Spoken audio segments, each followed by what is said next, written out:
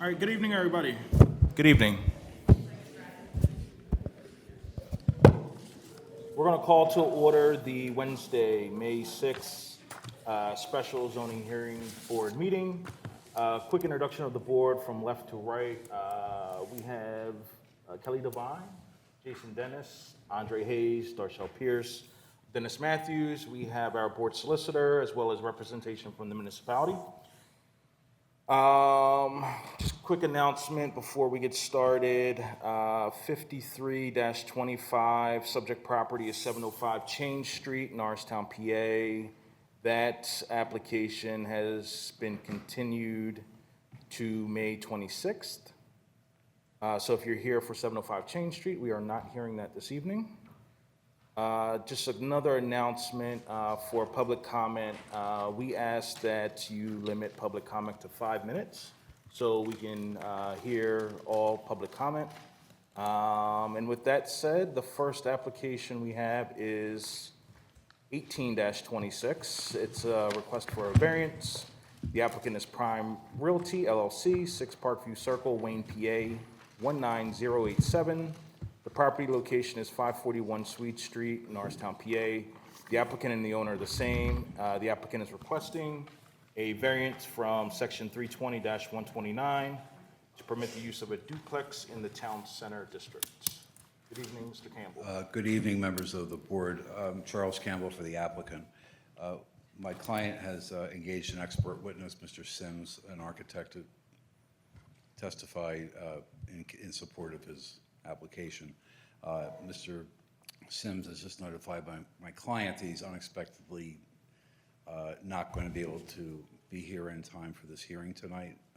We really can't proceed effectively with our case without him, so we move for continuance of the hearing to the next hearing date. Thank you. Mr. Gallagher, do you have any objection? The municipality has no objection, so we'll move this to the May 26th, 2026 agenda at 7 p.m. Okay? Thank you. Thank you. So that, again, is 541 Swede. If anybody here for 541 Swede, we're not hearing that.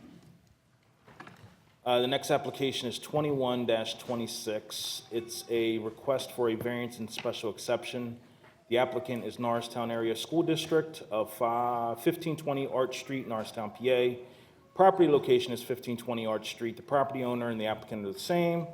The applicant is requesting a variance from section 320-42 dimensional criteria to increase impervious coverage to 50% in the R2 district. Additional relief from 320-42 to permit elevated flood-proofed addition and expansion to the school district building within the 100-year flood plain in the R2 district, and relief from 320-41 use regulations to extend the public school use in the R2 residential district. Good evening. Good evening. My name is Jeff Cardwell, Chief Operating Officer of the, Jeffrey Cardwell, Cardwell. I'm the Chief Operating Officer. I'll be representing the district this evening, along with the SHOC group, who will go over the detailed plans for the variance and the special exception. I have Brian Madison and Tim Davis from the SHOC group, who will continue on the presentation from this point.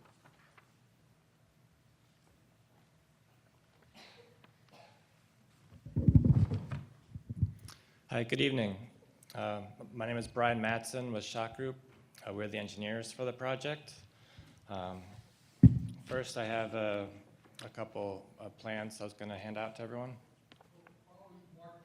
Your application or the school district's application is A1, and we'll mark the plans accordingly, A2. If you have more than one page, we'll mark them collectively or individually. Right. Yeah.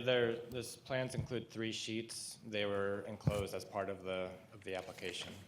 We'll mark them collectively, All containing 3 sheets. Okay.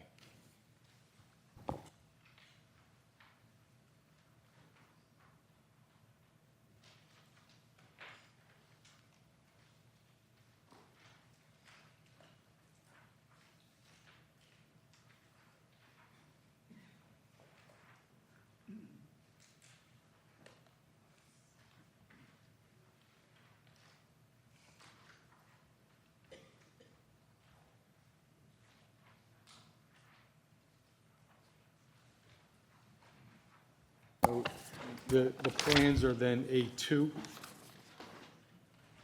pages 1, 2, and 3.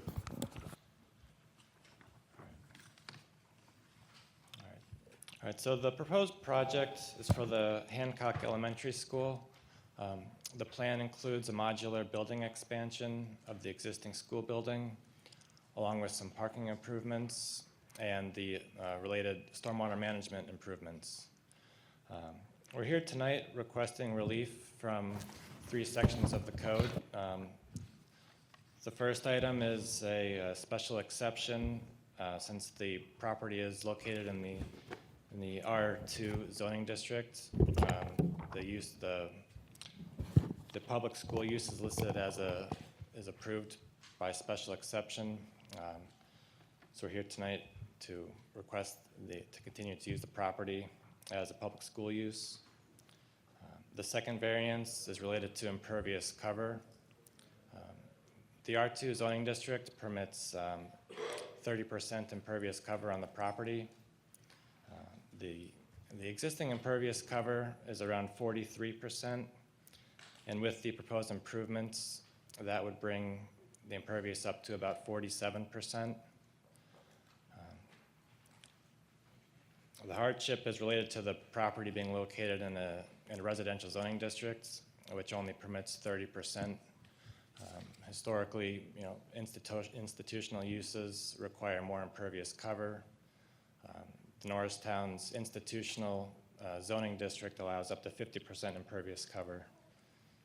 And that is what we're requesting with this application, is to allow the impervious cover of up to 50%. And the last variance request is related to new construction improvements within the floodplain district. Per the FEMA floodplain map, this portion of Sawmill Run is a studied portion of the stream that shows the calculated floodplain elevation at 142. The FEMA floodplain mapping doesn't accurately reflect the studied floodplain elevation of 142. It's an approximation of the floodplain. So on the plans, the blue line that's shown on the plan is the limit of the floodplain per the FEMA mapping. The red line is the actual floodplain elevation shown at elevation 142. On sheet 2 of the plans shows the proposed building expansion. As you can see, all of the proposed improvements are outside of the calculated floodplain elevation. And the elevation of the building is up around elevation 151.5, where the calculated floodplain elevation is at elevation 142.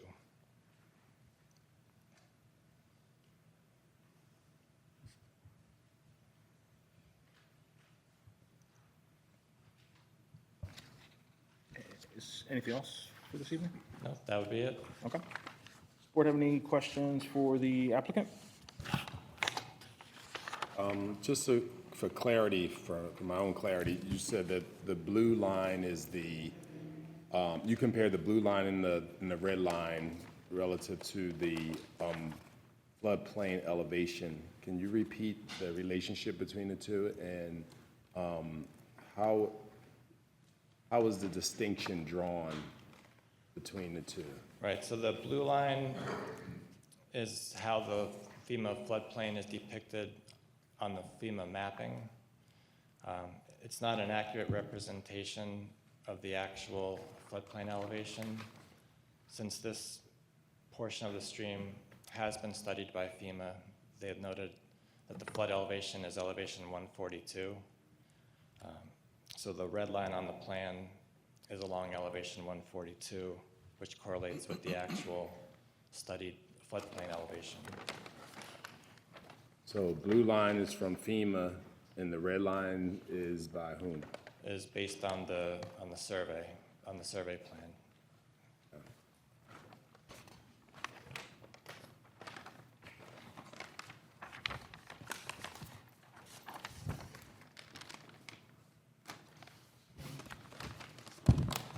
That's all I have. Anything else from the board? Be more testimony? But can we hear about like how many classrooms it'll have, what it'll look like those kind of details?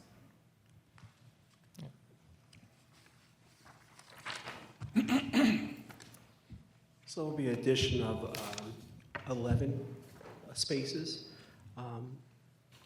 8 of them are truly classrooms, 2 are flex spaces, and at the current time, there's no faculty break room or lounge, so one of them will be, excuse me, a break room for the faculty staff. And one of the 8 also is a music classroom that will be added to the facilities itself. And overall, the request for the additional space here was to alleviate the classroom size and also to meet the needs of autism students. It's 8 students per classroom, so we had to make some adjustments to relieve some of the strain on the existing building's classroom size. Will it have,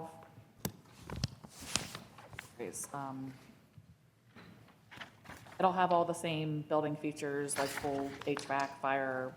By code, it has to, so be exactly what's existing there. We even took the architectural, the architecture of the building will mimic the existing building.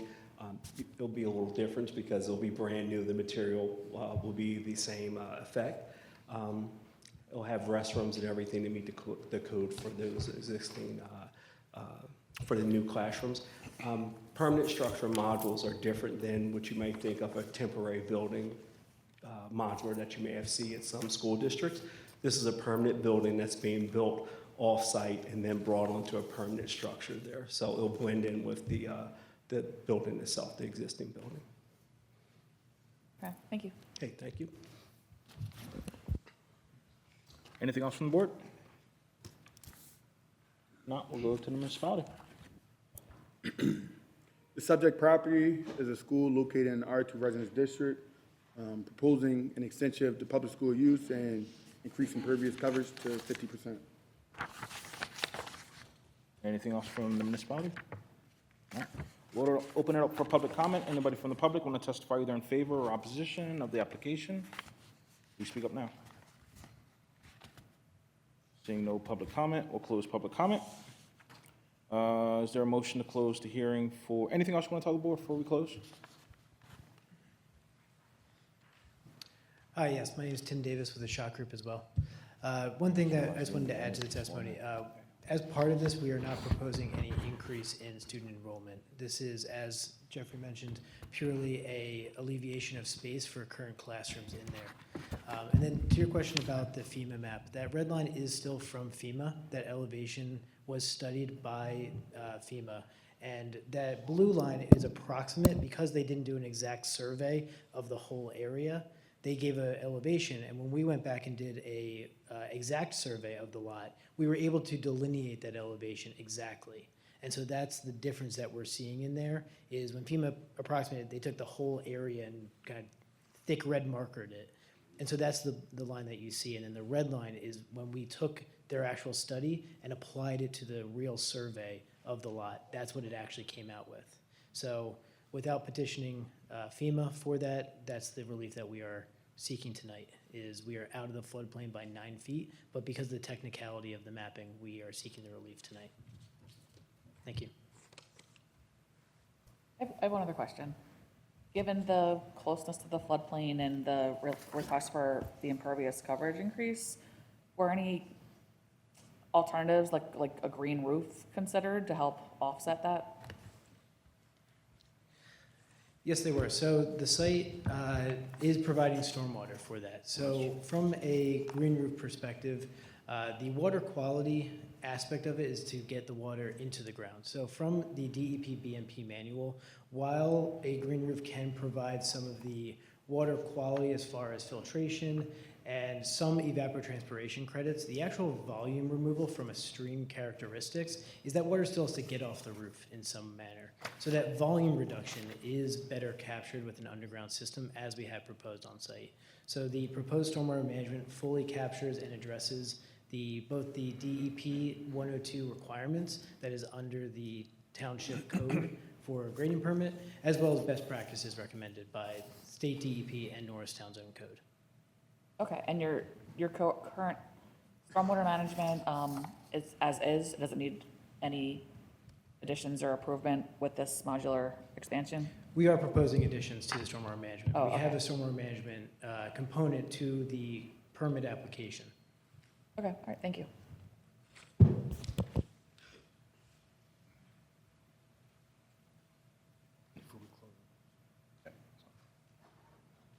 Yeah. Gentlemen, if you could step forward again and state your name for the record. We neglected to swear you in, so we're going to do it at the end. Jeffrey Cardwell. Sir? Timothy Davis? Brian Matson. Thank you. Do you swear or affirm that the testimony you just provided is true and accurate to the best of your ability? Yes, I do. Thank you.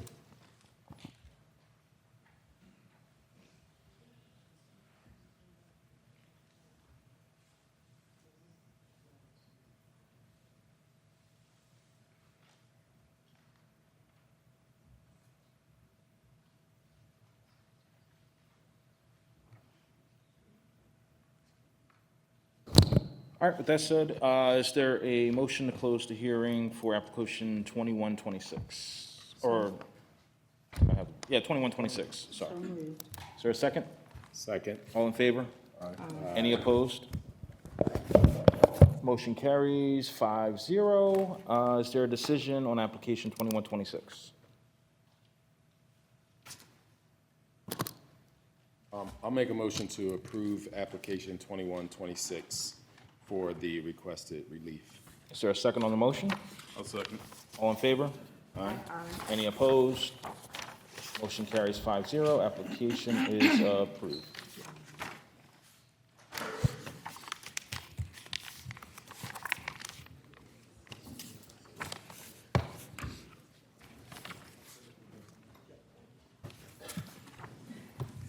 Thank you, everyone. Have a good evening.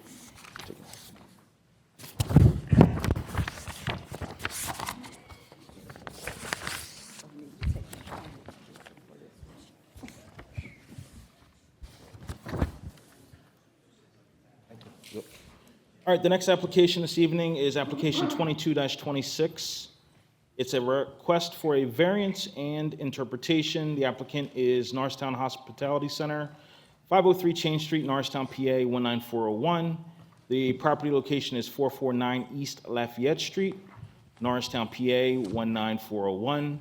The property owner is Lafayette Phoenix LLC, 449 East Lafayette Street, Norristown, PA. The applicant is seeking a variance from section 320-141 to permit the use of a business office and professional office, providing professional services to people who are homeless or who are at risk of becoming homeless in the Town Center 2 district. Mr. Villum, how many witnesses will you have? Just one. Well, I will be providing one. It's my understanding most of the people here are here to speak on behalf of, during public comment. Understood. Besides public comment, your witnesses, you just have one? Just one. Ms. Charles? Correct. Ms. Charles, can I swear you in? You state your name for the record? Sunanda Charles, S-U-N-A-N-D-A. S-U-N-A-N-D-A. Charles is my last name. Do you swear or affirm that the testimony you're about to give will be the truth and correct to the best of your ability? I do. Thank you. Mr. Villum? Thank you, sir. My name is Guy Villum. I represent the applicant and appellant here. Just so the record is clear, there was a use registration application made by my client in February of 2026 that was denied, and that is the first subject of our approach to the board tonight as an appeal from that. We're requesting that denial be reversed. In the alternative, we seek a variance as described. Understood. Just a quick announcement. I do own a property in the 200 block of Franklin Street, which is relatively close to this property, and if anybody has any objection of me continuing on this application, please feel free to speak up. If I may, do you feel that after hearing the testimony, you can rule fairly in accordance with the law? Absolutely. And I have no objection. If I may approach, I'd like to first present this agreement of sale, please. So we'll mark your, the application as A1, Yes. and we'll mark the agreement of sale as A2. I also have, which I'll hand up for marking as an exhibit A3, a packet. Relevant definitions, copy of the reference, and also photographs of the building. I do have one color copy.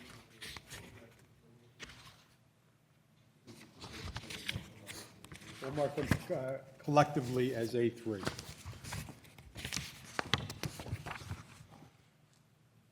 And I do have additional copies of both of those if anybody on the board wants an individual copy. And then I do have one additional exhibit, which I have mistakenly pre-marked as A3. This would be A4. Appropriate brochures that describe the services provided by the hospitality center.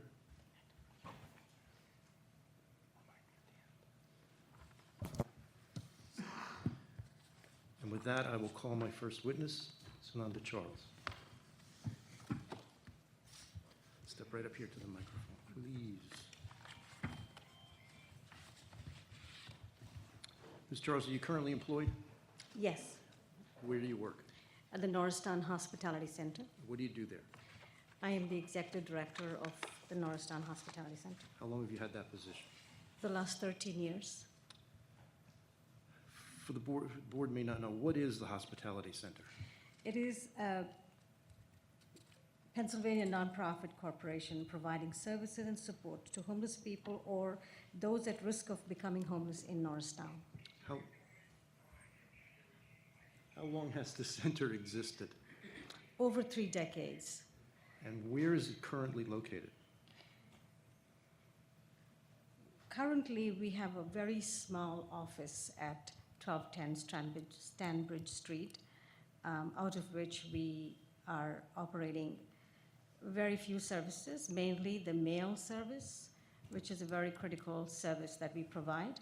We provide mail for about 550 people in this community, and so we operate from there. We're a little bit ahead of schedule, but as long as you got there, what is a mail service? It's M-A-I-L, right? Yes, it is postal service. Thank you for clarifying.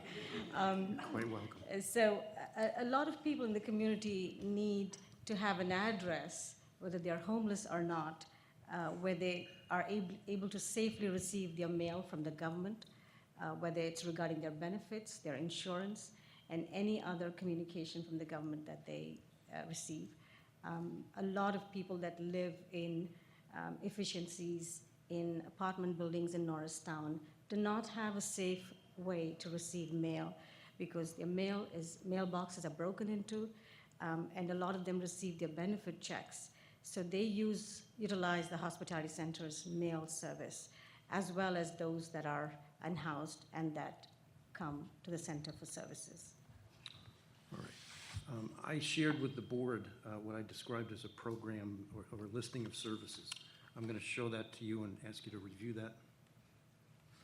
Do you recognize what that is? I do. What is it? These are the services that the hospitality center provides currently. Okay.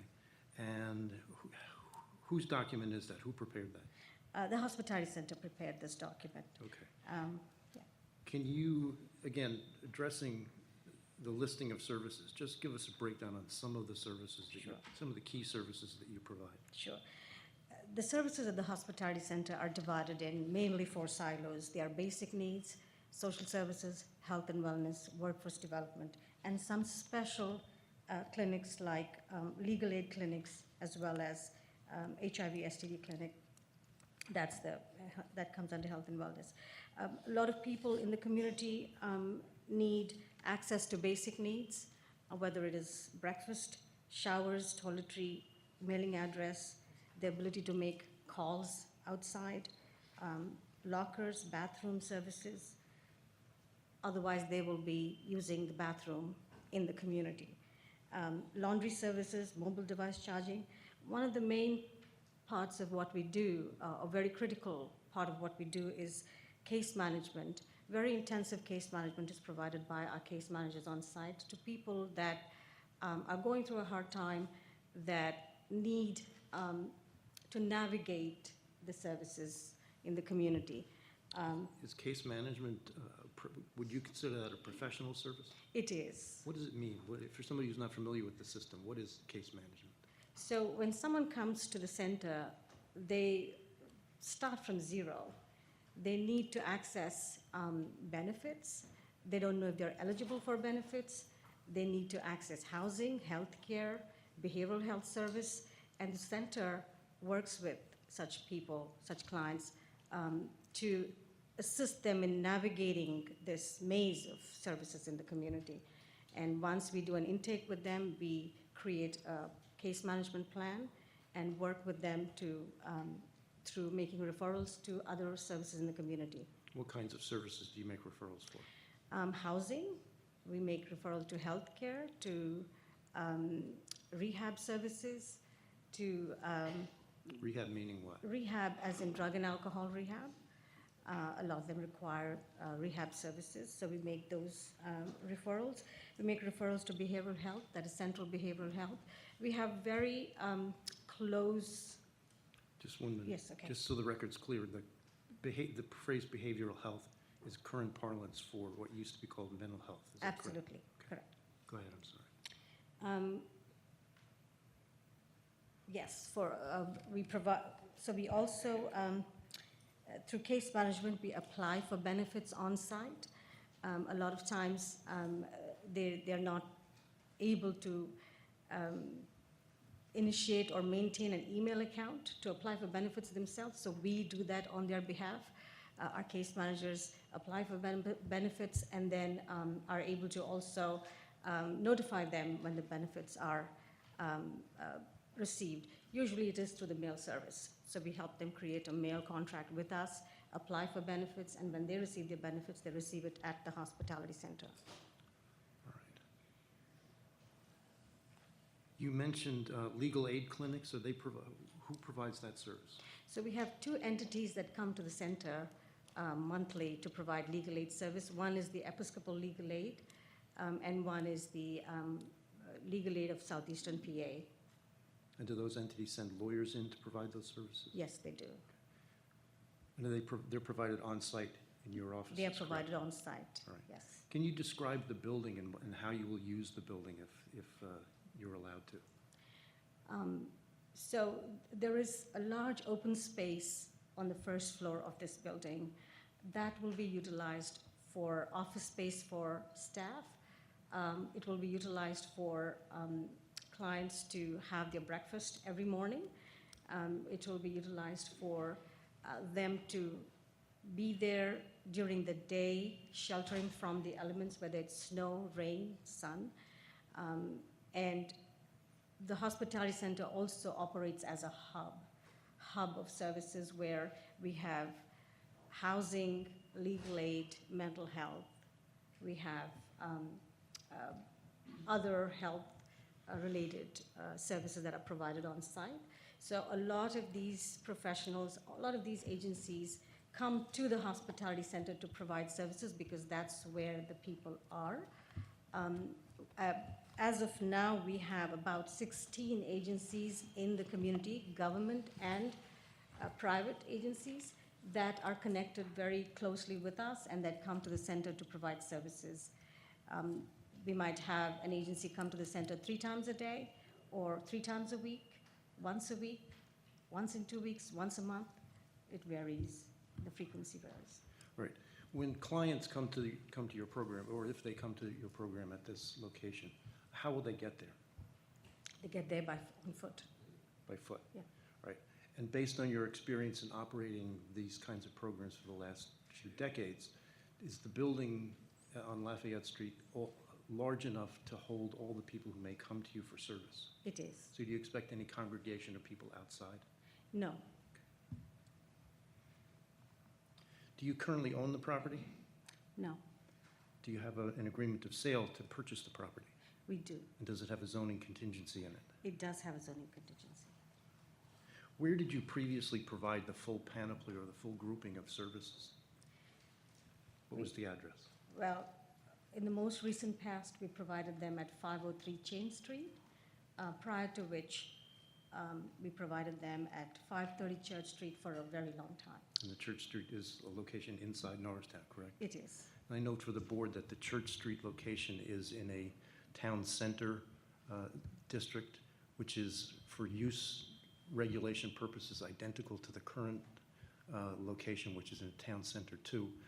Both locations or both sections of the zoning code allow for professional offices, business offices, and other places serving food.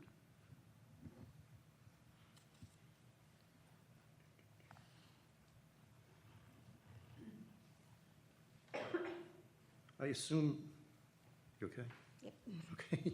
I assume you have permission from the owner of the property to pursue this zoning approval? We do. All right. If you're allowed to use the property, will you have business offices inside the building? Yes. And what will happen inside those offices? Case management. The professional services Yes, that you professional described? services provided by our case managers. And you mentioned, sir, that you serve breakfast. Do you Yes. intend to serve any other meals? No. How will you go about serving the breakfast? Breakfast is cooked on site, and from 7 to 8 is breakfast time. We usually have about 70 to 80 people that come to breakfast every day, and a lot of them live in the community. If you're allowed to use this property, will you operate during a defined period of hours? Yes. When will you open? We'll open at 7 in the morning, How many days a week? 5 days a week, Monday through Friday. So you open at 7 and continue operation for how long?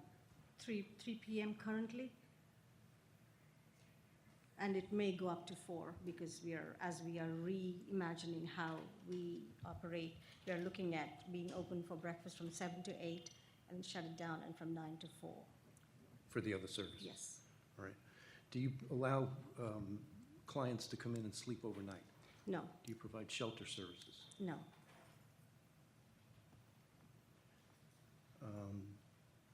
Do you have an understanding of how long this property has been on the market for sale? I believe it has been on sale for close to a year now. And what's your belief based on? From checking in with my realtor, Okay. days on market, we looked at days on market, and I think it's 333, something to that effect. All right, and would your agency suffer a hardship if you were denied either the appeal that we filed or the variance? Yes. What will the hardship be for you? We would experience service disruption, which are core programs such as meal services, showers, case management, access to mental and physical health services or resources, or drop-in support would be reduced. It would be suspended or completely stopped, leaving vulnerable individuals without essential assistance. Second, there would be increased community need going unmet. The demand for the hospitality center services remains constant or it grows, so lack of space results in the inability to accept new guests, directly impacting those most in need. The financial strain, the inability to operate at capacity can lead to decreased funding, reduced donations, or failure to meet grant requirements tied to service delivery, threatening the center's And those are financial- all methods through which you fund the service? Yes. Do you accept any government funding? At the present time, we have a state-funded program that we operate. It's called Seeking Safety. It is an evidence-based program that addresses prevention of drug use in the community. Do other government agencies or entities ever come to your center to meet with clients or to serve clients? All the How time. does that work? They just walk in. Who's they? The case managers from a lot of these agencies. I have a list of 16 agencies that currently utilize our services. Street outreach, they come daily. critical time intervention, 2 to 3 times a week, starting point, again, from access services. If you can, Ms. Charles, Yes. as you list each one, can Yes. you also identify which government entity? Is it the township, the county, the state? Yes, so CTI is a county-run, a county-funded program. Starting Point, justice-related services, they are all county-funded, that they come under the umbrella of access services. Global Health, it is a for-profit organization that also comes there. We have Street Medicine, which is county-funded as well. Hold on. Okay, go ahead. Probation is there twice a week. That is a government agency. Overdose response team is there multiple times a week. We have Valley Youth House, which is again another housing-related agency. Episcopal Legal Aid is a private one. Episcopal Legal Aid. Episcopal Legal Aid. Then we have the Can you try and tilt the mic down a little bit? Maybe that'll Sorry. pick it up a little bit better. Adult Protective Services is there quite often these days because we're seeing an uptick in a lot of seniors at the hospitality center. We have Gaudenzia, which is a treatment-related agency. A mobile crisis, we have MCES as well, and the EMS. These are 16 agencies that we have record of, which have to sign in when they come to the center, and that's how we have their names. Some of them don't even sign in because we don't catch them when they enter the center at the time they enter. All right. In your experience operating these programs in the 2 other locations, can you state whether or not there was any increase in crime or illegal behavior around the property where you operate? In terms of crime, I cannot say that I'm aware or that it was brought to our notice by the police saying there's increased crime because you are here. Not that I was told about that, yeah. Have you met with any of the neighbors to try to explain what your program is and garner their support? Yes, so recently we met with, at this new property, we invited the neighborhood to come and have a meeting with us. 10 of the neighbors turned up. I have to thank one of our neighbors who's present here, Brian, who helped organize this. He mobilized people from those streets and businesses, and we had 10 people. There were about 3 or 4 business owners and residents from the community that attended this meeting. We were able to share about the work that we do, hear their concerns. Yes, so we did make an attempt to meet them. Did you get a sense of what concerns those people had? Yes, I think mainly the concerns related to what if there's an increase in crime in our community? We already have so many break-ins. There's someone pooping in my backyard. What if such behavior increases because you are coming to the neighborhood? So those kinds of questions. And did you say anything, or what did you say to alleviate those concerns? So in terms of crime, it is hard to say whether there will be a reduction of crime even, or an increase. It's not something I can say, but what I will say is because we are there, people are able to come to us instead of loitering and going about on the streets or defecating on the streets. They have a place to come to use the bathroom.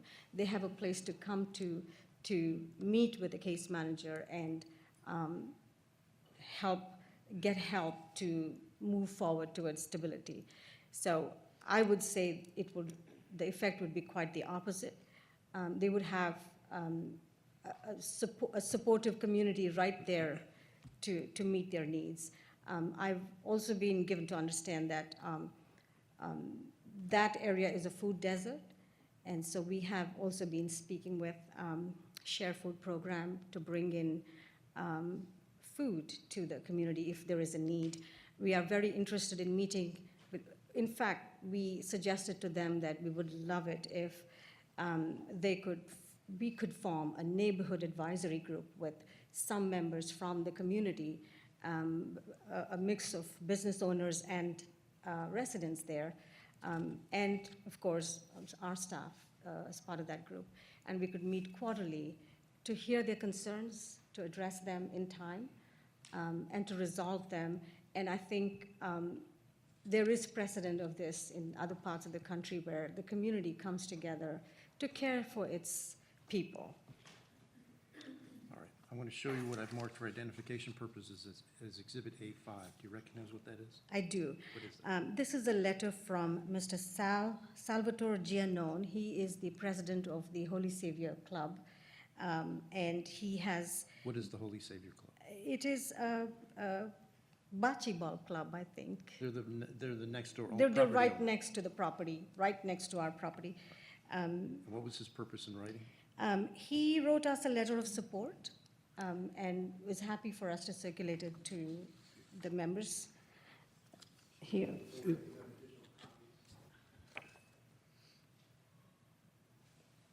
Is Mr. Gioni, is he present in the room? Generally, the board doesn't accept letters without someone being present.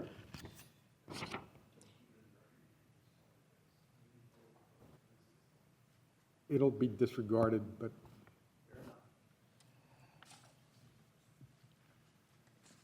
All right.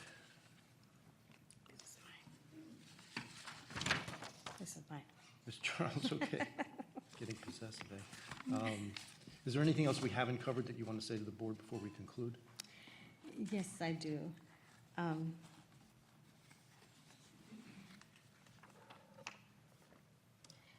Remember, we're going to keep it short, right? Okay.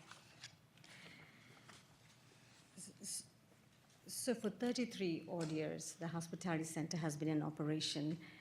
It started way back when the state hospital shut down and people were on the streets, and the clergy in the community got together to address this need.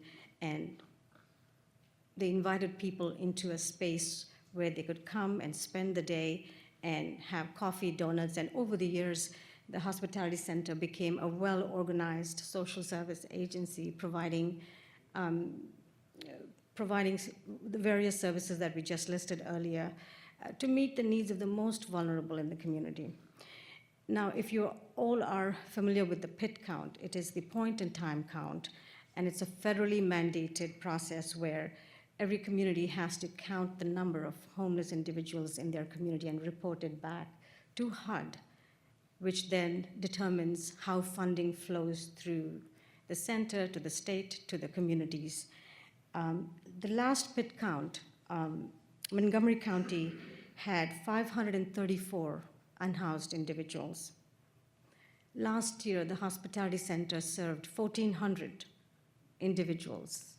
It's probably more than that, but the number of people that we have on our database is 1,400. So, and the number of unhoused individuals we served were about 270. So that's nearly 1/5 of our clients served were unhoused. And so when people associate homelessness with the Hospitality Center, it is not totally accurate, because we also serve the most impoverished neighbors in our community that are living in apartments, in efficiencies, living in somebody's basement, sleeping on someone's sofa. So it is people in this community that cannot make ends meet. Those are the majority of the people that we are serving. The Hospitality Center has been at the forefront, been innovative when this community faced challenges.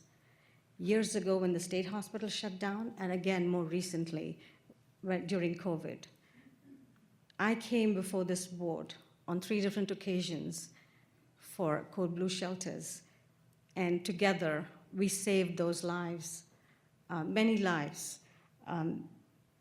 And today we are standing before you again, seeking a variance or a special exception for the building that we are looking at currently. What I can promise everyone here is that our goal is to provide structured, supervised services that help vulnerable residents access food, healthcare, pathways to housing, while operating in a way that is orderly, controlled, and respectful of the surrounding neighborhood. Now, I know there have been a lot of complaints about us having been at 530 Church Street. We are all aware of that. And when we came before you for the Moore Street property, the community came out to protest because of those reasons. So we listened to them. And when we went to 503 Chain Street, we changed the ways in which we were operating. We hired a security person to mitigate the outside gathering, the crowding outside, and all of those issues were taken care of. A few months ago, we met with the council members to make a case for today. And collectively, they told us that they did not hear any complaints from us being at 503 Chain Street, because we took to heart the complaints that were put forth at the Moore Street hearing, and we made changes. And in the same tone, I want to reiterate that we are not an overnight shelter. It will not be open late at night. It is not an unsupervised drop-in space. We will have limited hours of operation, 5 days a week. There will be staff on site at all times. There are behavioral rules that are enforced. We will serve clients indoors rather than in public spaces. We will maintain supervision and structure, and we will operate responsibly in a centralized, accessible setting. Without this location, services do not disappear. They shift into less controlled environments. So we have some operational safeguards that we will build in, like supervision, behavior standards, external impact control, defined operations, and community accountability.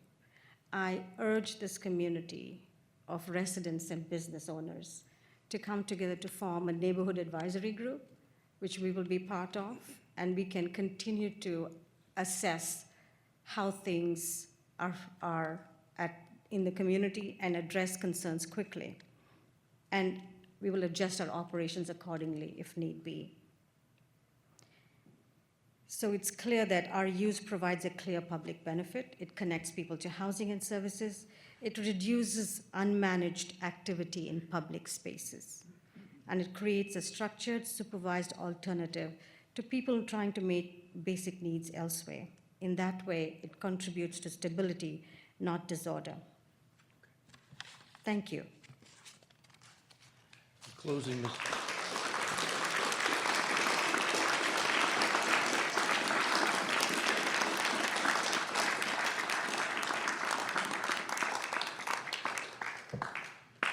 that's my first standing ovation.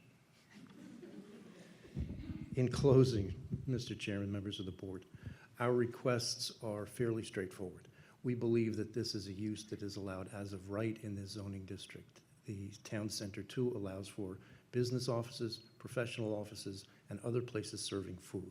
The registration application should have been granted for this use as of right, and we ask the board to reverse that and issue a directive that it be granted. In the alternative, given the hardship to the community that would ensue if these programs are not able to operate in this location, we request that the board grant a variance. Thank you, Mr. Villum. The board have any questions? Could you clarify a little more about the serving of food and drinks at the center? So it's breakfast, usually breakfast food, which is, it's breakfast food, usually cooked on site, and the drinks is coffee and water. Thank you. And it's prepared on site? Is Yes, there prepared a on kitchen site. or will be a Yes. kitchen? Thank you. I have a question. Will there be any, because you said it will not be a shelter, so will there be no Code Blue provisions, or will there be? At this time, we are not asking for Code Blue. Let me address that a little bit. As of now, no one is looking for code blue services to be provided here. I can't hear you. I'm If the sorry. township were to come to us at some point in the future and say that during your hours of operation, if it is freezing cold outside, can we shelter people on an emergency basis? We would certainly entertain that, but that's not part of our proposed use at this time. Fair enough. What's the proposed layout inside? Will clients have access to the full building? How is it separated between staff, volunteers? Will volunteers regularly be entering in the facility as well? Yes, volunteers will also have access to the facility as well as our clients and staff. There are 2 floors to this building. The ground floor will be accessible for the clients. Upstairs will only be staff and administrative staff that will be there, yeah. And is there only one entrance and exit on Lafayette Street? No, there is enough. There is more than one. There's three ingress, egress. There's 3 ways. Doorways. Yeah, doorways, and then there is, of course, a fire or safety exit. But tell me, my recollection is that leading out to Lafayette Street, there were 2 doorways. Is that correct? There is. Right now, one is a shutter, which we will convert to a door. Will some of the changes you made for Change Street, such as hiring a security person, be applied to this location as well? Absolutely. I wonder if the security person is here today. I did not see him. John? No, he's not here. But yes, we will. One other quick question. I know you testified to speaking to the Holy Savior Club, Bocce Club next door.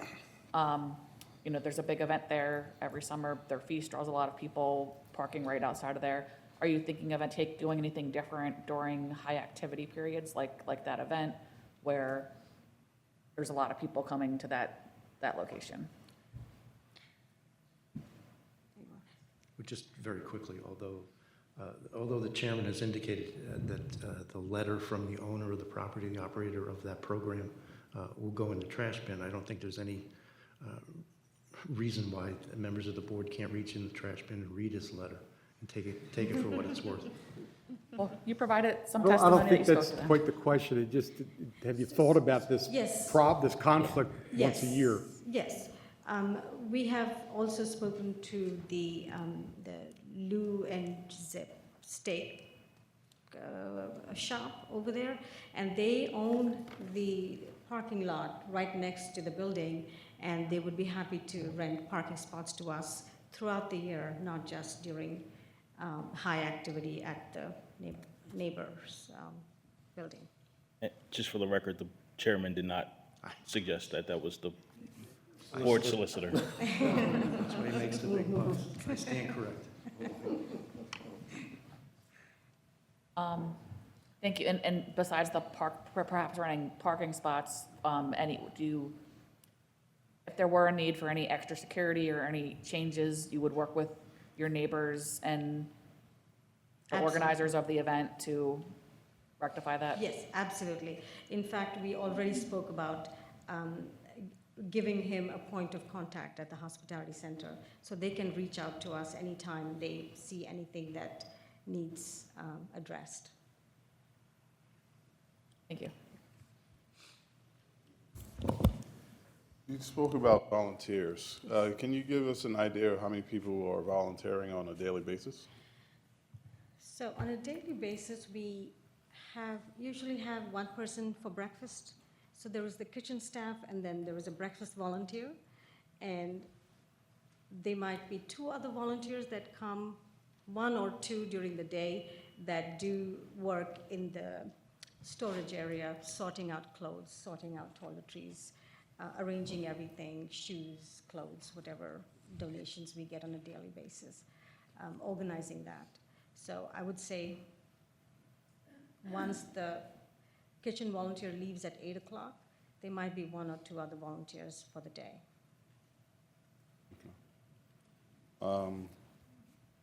In terms of the staff, how many people are staffed there on a daily basis?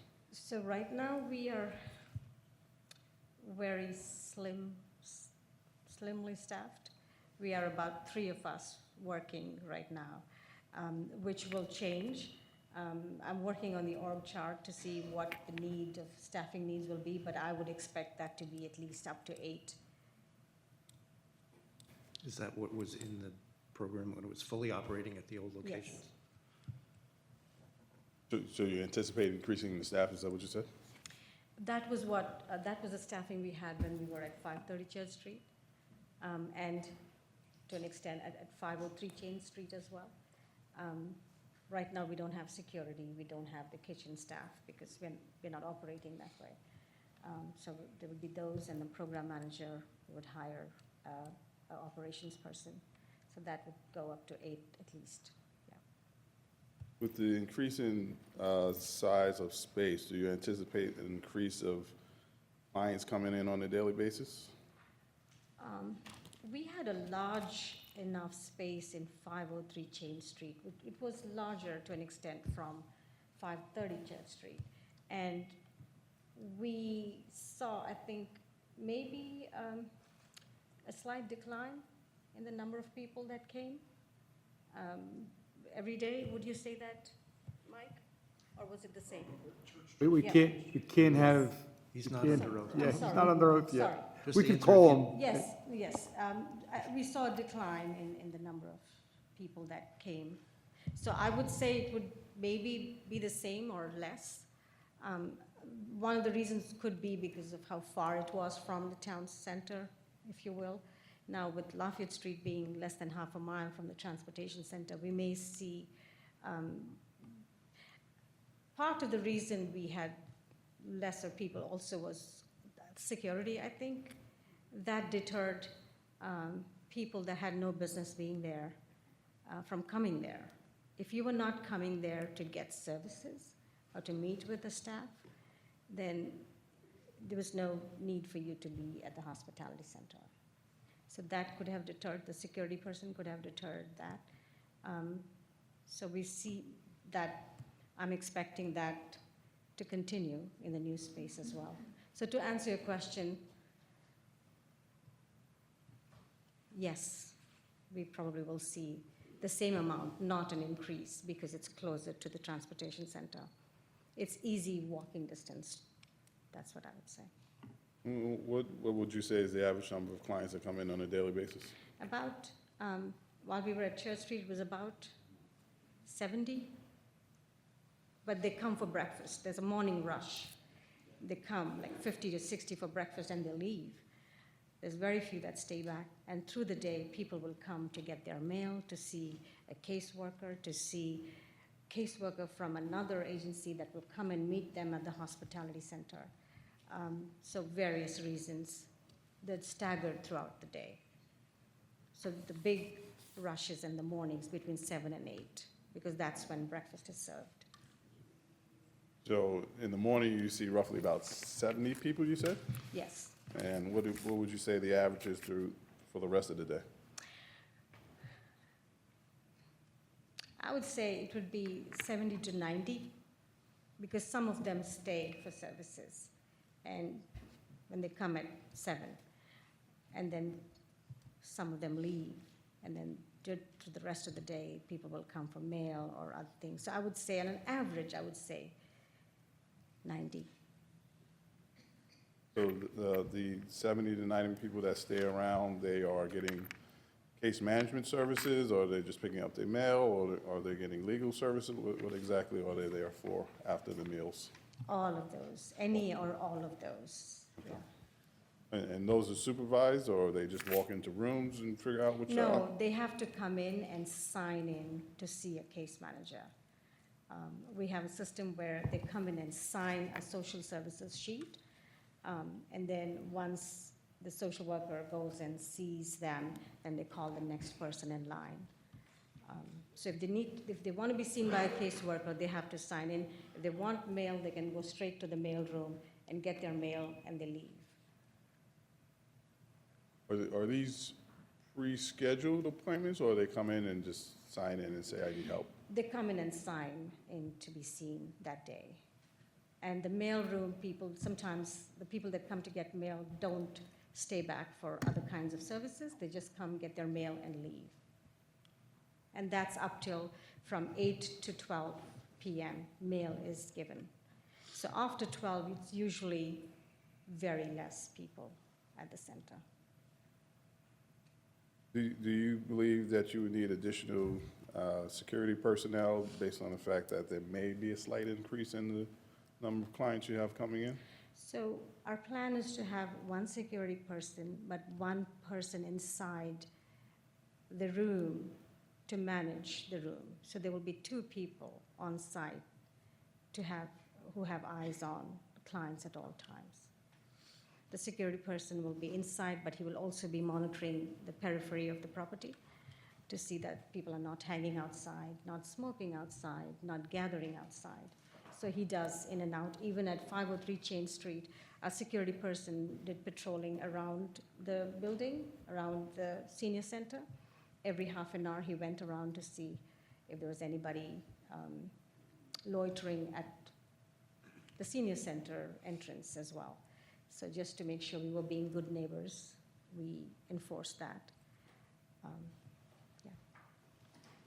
What is your response plan for incidents that do occur that are outside of the responsibilities of your security staff?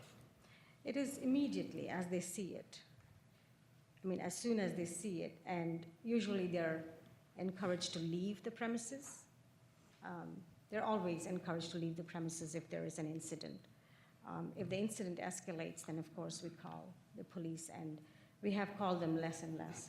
I spoke to an officer today who frequents the hospitality center maybe 2-3 times a week. He doesn't want me to name him, but he said they had fewer call-outs when we were at 503 Chain Street because we had managed to address those issues internally. So I'm hoping that that will continue as we move to this new location. Thank you. Right now, do you have an open floor plan, or you already have the way you have it set up? So are there classrooms in there? Like, is it divided, since we don't have any internal pictures? So right now, it is an open space. We have to design that with the help of our architect to make sure we have offices there and seating area for our clients. Yeah. So how long do you think that would take before you would be ready to operate at that location? I think at least we need 6 to 8 weeks before we can kind of do something where we're able to operate. There are offices, but they're all upstairs, so we would have to look at relocating them downstairs. That would be the rehabilitation part of that building. And anyway, it could take us anywhere from 6 to 8 weeks, I would assume.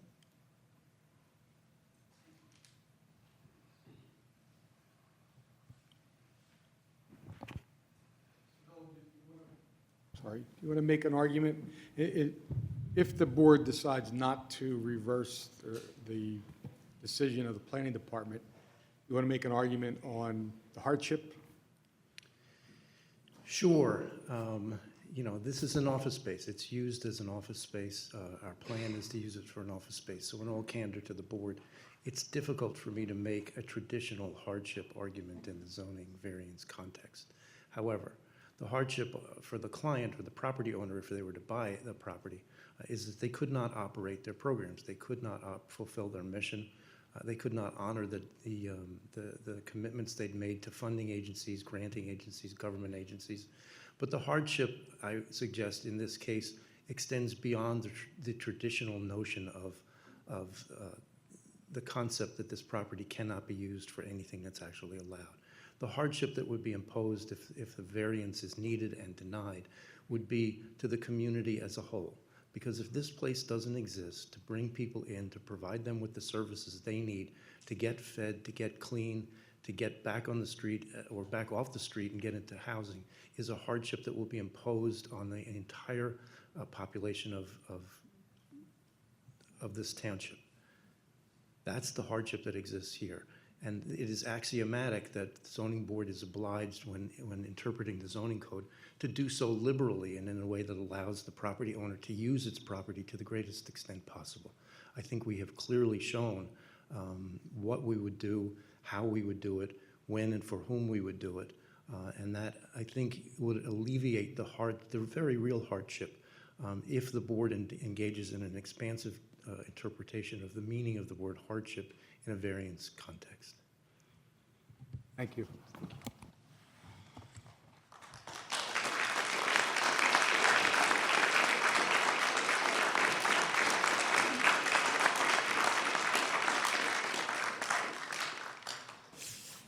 Anything else from the board? All right, we'll go to the municipality. Subject property is a multi-story warehouse located in Town Center District, proposing to offer services for individuals who are homeless or at risk of homelessness. Thank you. With that said, is there anybody from the public that wants to testify either in favor or opposition of the application? If you guys please line up at the podium, we'll go one by one. Please remember, we're trying to limit public comment to 5 minutes each, and if it gets repetitive, we may try to move you along. But please, if you could state your name and then... Kevin G. Sand. S-A-N-D. Thank you, Mr. Stain. You may Not going to continue. swear me in. All right. I lived at 1503 Arch Street in Norristown for 20 years, having moved in January 26 to Souderton location. I was elected Mr. Sand, to... you're not a resident of Norristown? I have more to say. I actually work in Norristown and actually interacted with staff from the hospitality center and serving a person that was homeless. So I'm going to be testifying related to the coordination of services, the cooperation of services with an agency that I'll explain. I was elected to be a poll inspector in precinct 3-3 in Norristown, but since I've moved, I'm now election clerk in my new location. As an elder of Calvary Chapel Norristown Church, and I and many others who care about and are active in ministry to homeless in Norristown through the work of Michael Kingsley and the Upper Room Ministry located at 201 Swede Street in Norristown, I wish to commend this board and their support staff for the hard work you do in this difficult zoning variance review work. I was present over a year ago when you stayed on point well past midnight, reviewing and approving Montgomery County's proposal for a transitional housing unit for the homeless in the vicinity of DeKalb and Fournette Streets.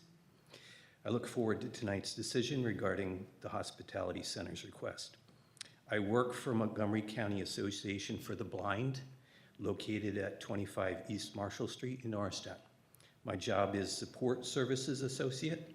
I've been working for this agency since December 5th, 2025. In this capacity, I am a driver and clerical support for caseworker Mary Brucker. In my short employment experience with Montgomery County Association for the Blind, by the way, it's a 501c3 private organization that receives federal money that goes through the state and comes to our agency, and we draw down monies as we give services. We also need private funding to do the service provision. We only have 5 staff covering all of Montgomery County. In my short employment service for this agency, I've been in the middle of collaboration with the Hospitality Center's Workforce Development Coordinator, Heather Mingle. I believe she was doing the case management services referred to earlier. In March of 2026, Heather referred an elderly homeless individual with visual problems needing eye surgery to Montgomery County Association for the Blind. The Hospitality Center was working on getting the individual a free government-sponsored cell phone. The center had also connected the same individual with mental health services, and the application meeting where I was present with the individual, I witnessed the mental health services social worker connect the client with welfare to maintain their welfare benefits. This is an example of the good collaboration that the Hospitality Center provides individuals who need multiple services to move forward in their lives. It is the case that many who are homeless have difficulty with drug abuse and mental illness. No one service provider can handle all their needs. I strongly support approval of the Hospitality Center variance request tonight. They collaborate with essential service providers on behalf of the homeless. Thank you.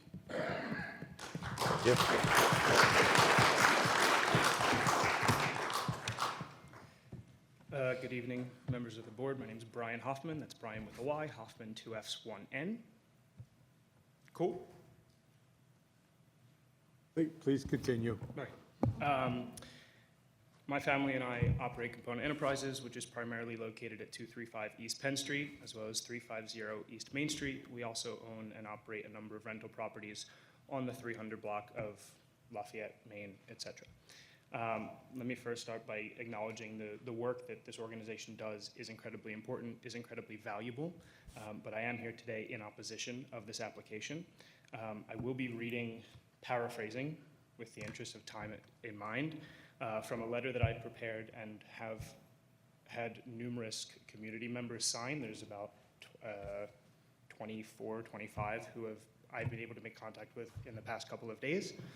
Mr. Hoffman, similar to the hearsay letter that council tried to introduce. Some of these undersigned are here with us Well, today. if they're here, then they can speak on their own, but you can't introduce a letter of protest signed by people who aren't here. So if they're here, they're welcome to step forward. Okay. In any case, this is my opinion, obviously shared with others, but I'll paraphrase the points that I've prepared thus far.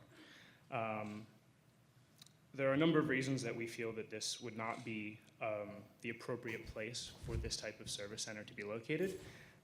Specifically, the first point is that it will inevitably lead to an increase in the interaction with the unhoused population.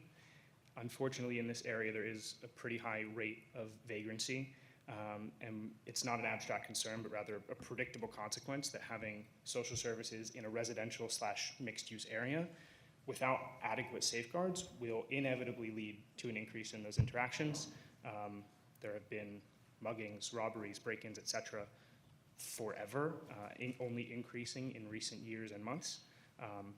And the approval of this application will almost certainly lead to an uptick in those instances. Number two, this area already experiences persistent sanitation issues, and having the same population in this area, specifically, as the board may be aware, with the presence of a beer distributor right at the corner of Walnut and East Lafayette Street on the same block as this proposed location, will only lead to an increase in that instance. Again, there are a lot of unhoused individuals and others, granted, who will go to this beer distributor, buy a beer or two or three, loiter on the properties nearby, throw beer cans in the yards, etc. Third, the elevated risk of property crime is significant. Approving a use that predictably increases the foot traffic that I mentioned earlier without a demonstrated security plan, both during operational hours as well as outside of operational hours, would be contrary to public safety and place an additional burden on the community. As I mentioned, during the hours of operation, as the chairwoman put forth, they will have security, and that's fantastic. But during the hours they are not in operation, there has already been shown in other locations that people will loiter, they will stick around, if not right in front of the property, and the properties next door, at the trail across the way. And it's a demonstrated existing problem that will only be worsened. In addition, the municipality, along with the county at large, has invested considerable time, public resources, and effort into revitalizing what they are referring to as the Lafayette Street corridor and establishing it as a viable town center area. This proposed use is directly at odds with those efforts of making Norristown more attractive for future development and an increase in making it more of a town center, take Conshohocken, Manioc, etc. type feel. And approving a social services facility of this nature in this location would directly undermine the investment and the resources that have already been made, and it would send a discouraging signal to residents, business owners, and prospective investors who have relied heavily on the borough's and the municipality's commitment to this revitalization. Finally, this particular application, in my understanding, fails to meet the legal standard that the zoning code requires for a variance. In order for this variance to be approved, it would need to be demonstrated that this property cannot be used in a manner that conforms to current zoning. That is clearly not the case, as it is currently being used. I would also want to make the board aware that the current owners of the property have, and to my knowledge still have, alternative offers on this property for use cases that would conform to current zoning. The applicant has not demonstrated that the property is incapable of conforming to the use. Granted, for their application, naturally that would be impossible. 20 more seconds, Mr. Hoffman. Okay. For all the reasons that I've mentioned previously, we would ask that this be denied. If the board is inclined to consider an approval, we would ask that it be continued to allow for a more robust community roundtable.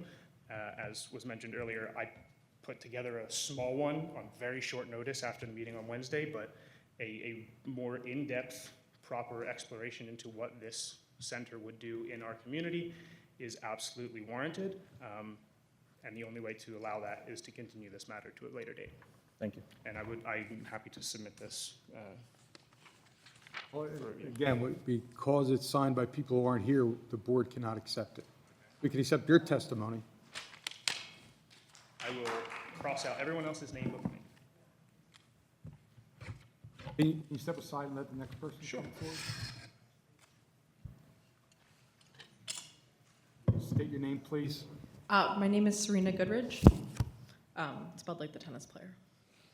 I am not I'm not currently living in Norristown, but I work for one of the 16 organizations that were mentioned that frequently use the hospitality center. I don't have anything written, and I don't have a lot to say. I just want to say that I work for justice-related services that is a part of the Access Services umbrella.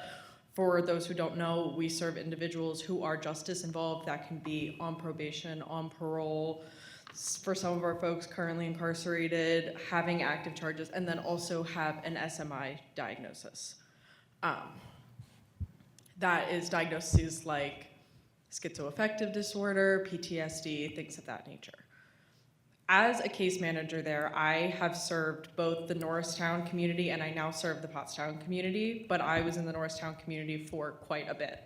I've been with JRS for just about a year, and I want to say that for the support that we offer our folks, a lot of the work that I did while in Norristown could not have been done without the hospitality center. I have had calls with Social Security in the hospitality center with my clients. I have made medical appointments. I have made psychiatric appointments. I have helped people get into treatment facilities. A lot of these people don't have phones. They don't have a way to access me. And that having the hospitality center saying, I'm gonna come here this day, this time, I'll see you then, gives us a place to not only have a successful meeting to offer support, gives us a place to make those phone calls and make those arrangements, but it also just allows us to have a place to meet. And I just want to touch on another thing. I have a bachelor's in criminal justice and psychology, and I'm about to graduate with my master's in criminal justice on Saturday.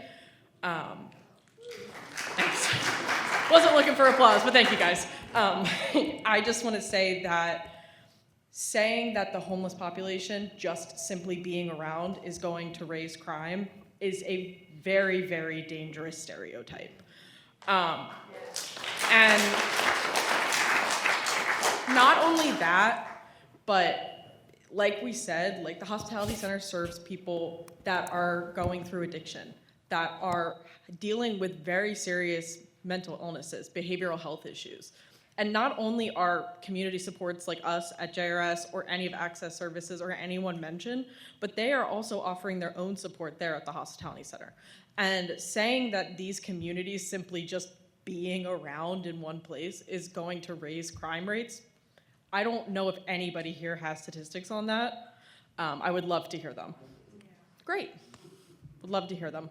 But I just want to say, like, how much this has helped us, and I just want to leave it with not approving the hospitality center is not going to get rid of the unhoused population or the low-income population. It's just simply not going to give them a place to go or a place to get support.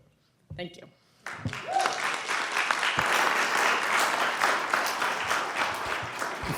Before we begin, I want to mark the letter that Mr. Hoffman handed up as P1. Sorry, your name, please? Charles Interante. I'm at 409 East Lafayette Street next door. Interrrante. And I think it's a bad location for this. There's a problem with the parking. She says she could rent, I don't know who she talked to, but lose rents to me. And I own the property next door. There's a lot of traffic. And they're just going to sit there and loiter. And I noticed that when they clean the section where the bike trail was, that's what's going to happen. And not only that, that highway, it's a 30 miles an hour highway, and they go between 50 and 70 miles an hour. They're going to have a problem with that. And I just objected to that. That's it. Thank you. Thank you.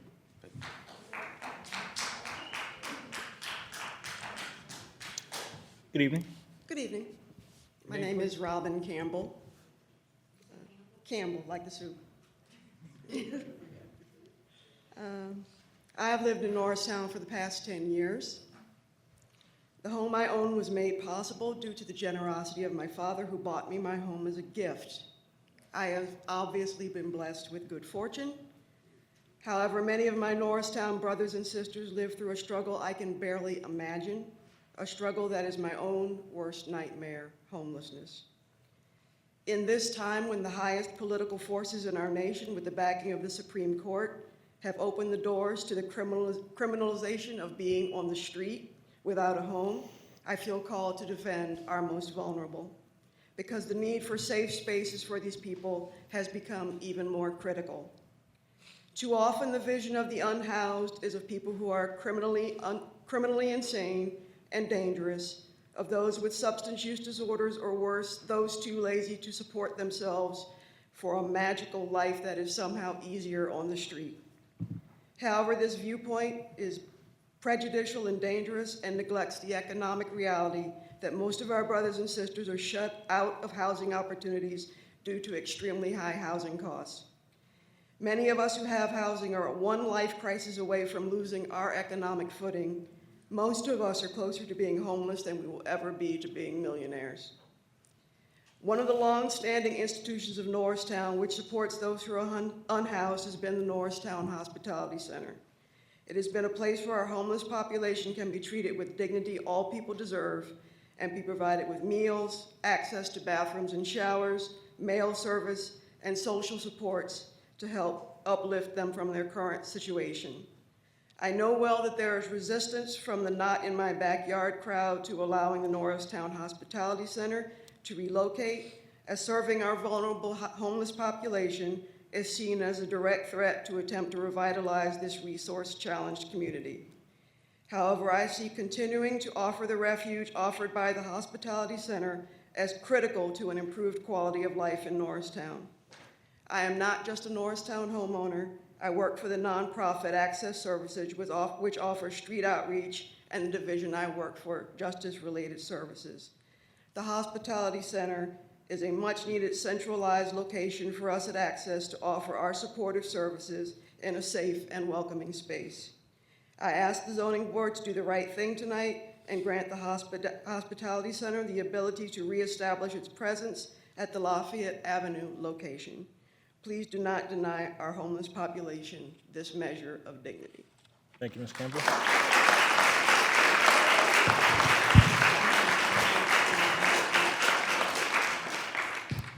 Hello. My name is Joe Bondi, B-O-N, D as in dog, I.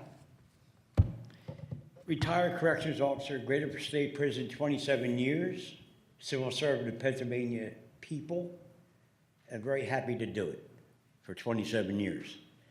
But God has me as an evangelist, a born-again Christian evangelist, helping these people out for the past year and a half. It's recent for me.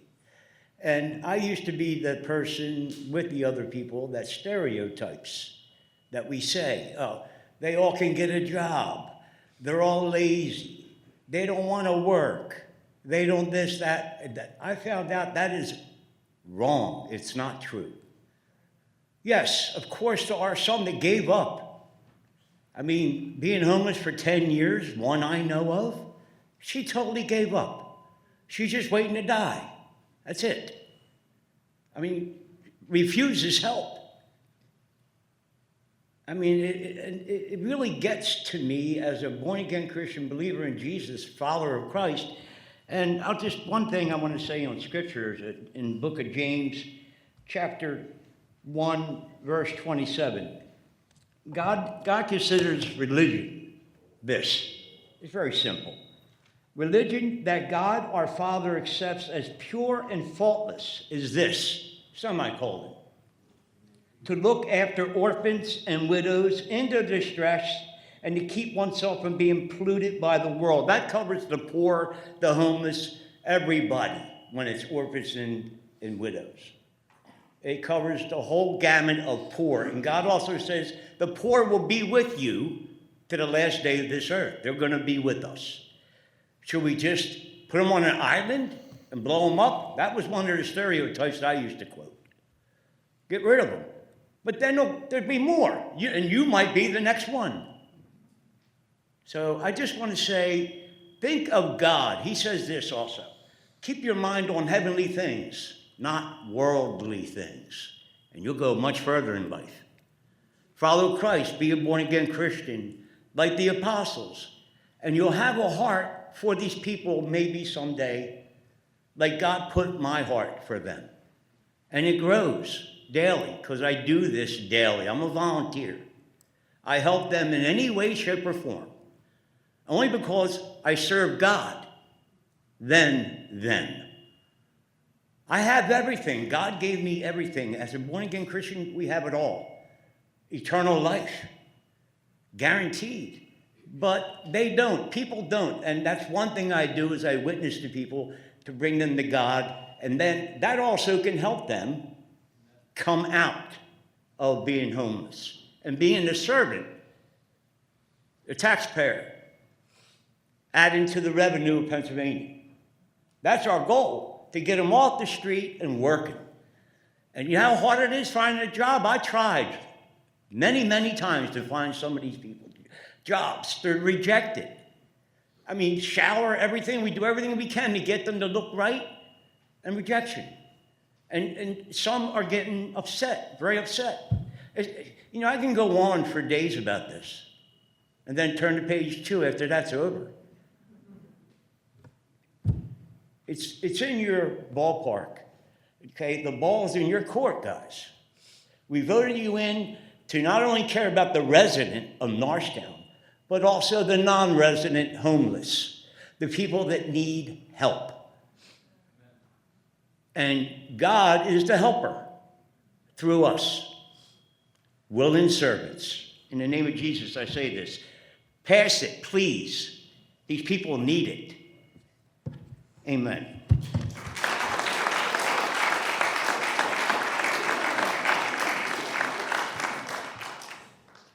Hello, Katie Long, Katilong. I moved to Norristown last year, and during that year, I had the privilege to serve on the street outreach team, which helps manage the shelter waitlist in Montgomery County, one of the 16 organizations that also works out of the hospitality center.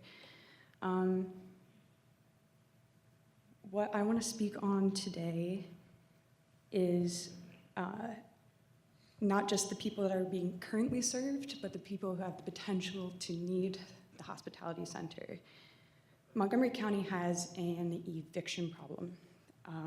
Last month alone, 569 evictions were filed in this county, and over 40,000 have been filed since March of 2020.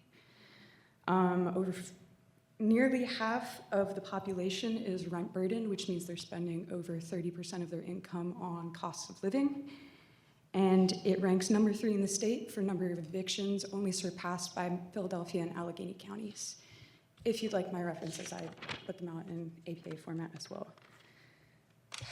What I am trying to say is that we are all, like Robin said, one bad day, one bad paycheck away of requiring the services that the hospitality center provides.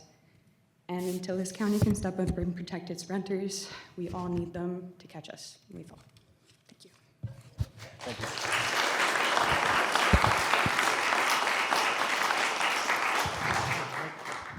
Hello. Y'all can hear me, right? I'm off the Leland. I'm off the AMALTHEALELAND. Got it? All right. How you doing? I'm actually an employee of the Norristown Hospitality Center since 2018, and I'm also a Norristown resident. I live about half a mile away. I do want to kind of address, so to start, that we don't only just serve the unhoused. We serve the entire community of Norristown, no matter what that looks like. Some people might need glasses, some people might need an ID and can't afford it, that needs a job, help with a social security card, making appointments. So we just don't serve the unhoused. And I do want to clear up what the day looks like starting at 7. So it's not 70 people inside at 7. From 7 to 8, we can serve up to 70 people, all of who are not unhoused. Some people need a meal. You know, for whatever reason, they may not can afford 3 meals a day, you know, and I do want to say, we're all not in the same place, so I just want to remind everybody in this room is not in the same place. So to just address those who are unhoused as criminals, addicts, whatever, we're all not in the same place. And I don't know what place you're in, you don't know what place I'm in. At 3 o'clock, we close the center. 2:45, we start to close the door. There's nobody hanging outside at 3:15, 3:20 on a Saturday. There's no need to be there because we are not open at all. There are other places to go in Norristown to get meals, to get clothes. Every day of the week, there's some place to get a meal. It's just not us. So to say that there'll be people there won't. It's never happened. On Church Street, yes, because they serve food on Church Street on Saturdays and Sundays. I had the pleasure of working with a lot of people in this room. And I've also had the pleasure of seeing people who have been homeless for over 10 years finally get permanent housing this year, that were born at the Cow Street, I guess I used to be a Sacred Heart Hospital, that were born in Sacred Heart Hospital, 65 years old, have been homeless for over 10 years, to just finally get permanent housing. Or just, he's never had an apartment in his life, never had a bill in his name. And he's not the only person. So I say that to just say, please.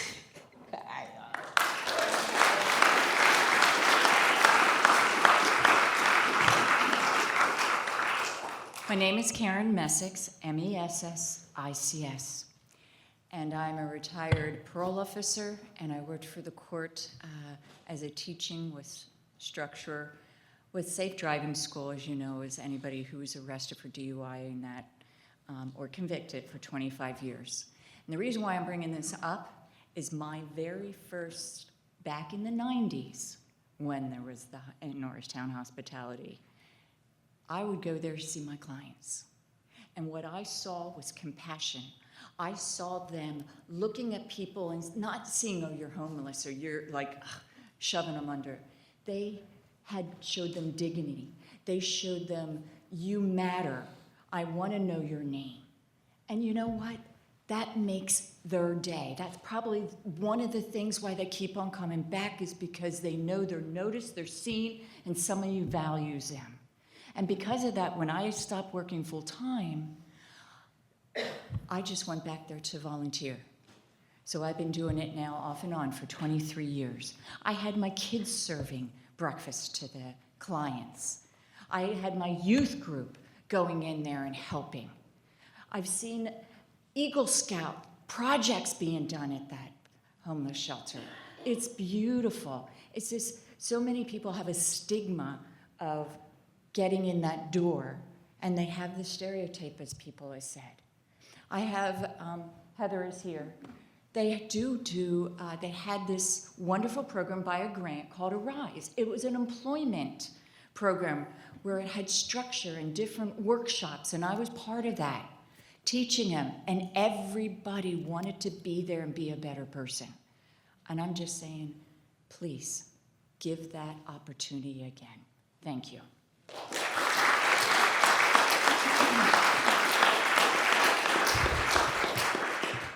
Good evening. My name is Kelly Horvat, H-O-R, V as in Victor, A as in Apple, T as in Tom. I'm with the Anne Francis Outreach Foundation, and we too serve the most vulnerable community here in Norristown. When we started the foundation, we started just feeding street outreach. We quickly realized there was a greater need. The elderly was homeless. The intellectually disabled was homeless. The sick, people that are drug addicted, yes. People have lost their jobs, lost their parents, lost income. There's a wide variety of why somebody becomes unsheltered. A lot of people needed wound care. Kiki and I would go out every day and clean wounds through COVID. And to help them, because who else was out there to do it? Nobody, but we did it. But we would also make our daily stops to the hospitality center to see clients that needed help. Now, I'm going to be pretty bold here. There have been residents of Norristown community that we've pulled off the street and gotten to the hospital and have died days later because they're sick and need help. Kiki and I have ourselves done hospice cases, pulled people out of hospitals, taken them into our homes, and stayed with them until they passed away.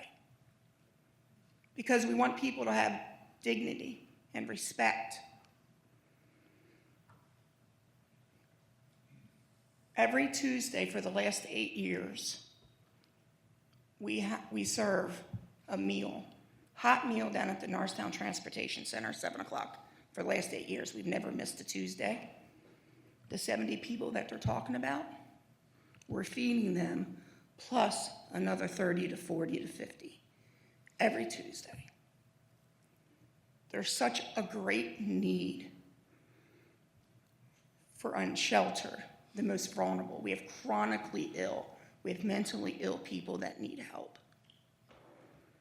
Montgomery County, the entire United States, is in a housing crisis. The Anne Francis Outreach Foundation has recognized that, and we actually own a couple properties here in Norristown, and we're able to offer that as affordable housing. But we're not just dropping the people at the door. We're making sure that they're able to pay their rent, that they stay healthy, and they have food to eat. But before all of that can happen, people need a place to go, to shower, to be able to use the bathroom, to put deodorant on. Just the basic things that we don't think about when we wake up in the morning. Things that basic needs need to be met. Whether they're, doesn't matter who they are, right? They could be your brother, sister, mother, cousin, aunt, uncle. Tonight, I'm asking you. I'm not just asking you, I'm begging you.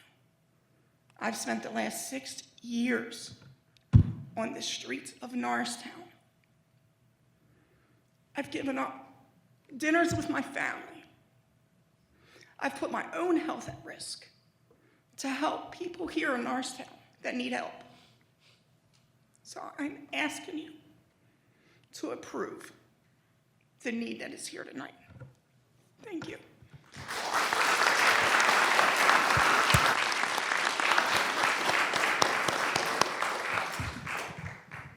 Hi, Gregory Falatek, F-A-L-A-T-E-K. I grew up on Brown Street, and I currently own a house on Stanbridge Street. I spent close to 10 years in Los Angeles. I'm a filmmaker and a writer.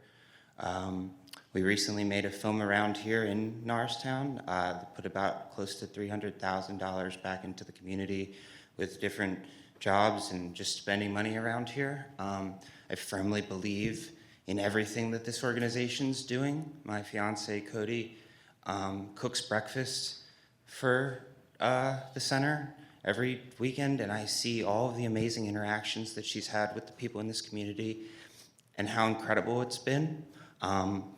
Just on a pure counterpoint on a real estate level, I feel like anybody that's worried about real estate things, which I think has been the only counterpoints that I've heard brought up, my house, I've lived here for about 4 years, has done nothing but gone up in the past time. So, I mean, I do think that it's important to retain some sort of real estate for the community and for people that actually need homes. I'm about close to 13 years sober of addiction that almost killed me, and now I'm living a very successful life, and I don't know if I would have been on the street or what would have happened to me if I didn't have two parents that were able to support me during that really vulnerable time. And when I've talked to a lot of people that Cody's dealt with and people that the center work with, I don't see any difference between the life that I lived and a lot of those people. It's just a matter of circumstance. And how is anybody going to make that next step up and try to turn your life around if there's not some sort of organization there to meet you and give you a shot? I know I wouldn't be in the spot I am today if somebody didn't give me a shot to climb out of the situation I was in. And these people in this room, I have seen give so many amazing people a shot to climb out of something that I think they've spent so much time, it engulfs you. If you don't have help for almost your whole life, how are you going to change? And I think these people are helping people make that first step. Not every single person is going to make it, but not every person in life makes it. And I think these people are doing some incredible work in the community. And also, I think saying that we need another side table when all of these people who live in the community are coming up here and giving really heartfelt stories just because of some real estate situation is a little disrespectful to the meeting that we're having right here and the people that are in the community right here giving their heart and soul to what this organization and what Norristown means to them. Please, I beg of you to approve this. I think this is a much better spot than being around like 4 different schools. You know, I think it is a better spot. I think you can serve more people, and I think we can make it work better in the community. Thank you.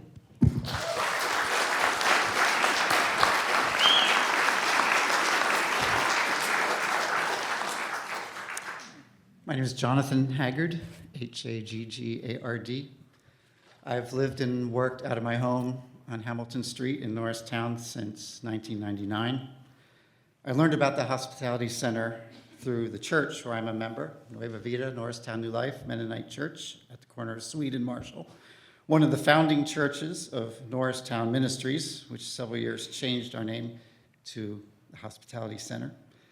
You've already heard some of the history. In 1992, 38 community partners, including 24 Catholic, Protestant, and Jewish congregations, started the Hospitality Center to meet the growing need. The first location was in a building owned by our church, my church, for many years, and was located a stone's throw away from our church at 530 Church Street. We are so excited to have the opportunity to finally have our own place. For 12 years, I served as treasurer of the board of the Hospitality Center from 2010 to 2022. During that time, I saw the center grow and thrive, particularly under the leadership of our current executive director, Sunanda Charles. A year ago, Sunanda invited me back to the board because she said, some changes are happening and I want you back to help us. I said yes, and I stand before you this evening to ask the zoning board to approve our application. It seems like the issue isn't whether the hospitality center does good work, does needed work. Even our opponents tonight have asserted that, yes, we do good work, we're a worthy cause. The question is where? Where can we be? As board members, we were asked to help look around, try to find a location that could possibly work, that can get approved. And I remember, I don't know where we got this map, but there was a map of the municipality, and the only, what's the term, right, place by right that we could have was an industrial area. It was in a tiny corner where there are factories that weren't even for sale or up for rent. So where do we go? And this is what we come up with, which is what I think is a wonderful place, a place we can make work. And as has already been said, we will work with the neighbors. If it happens that it becomes a problem, people are hanging out after hours, we'll deal with it.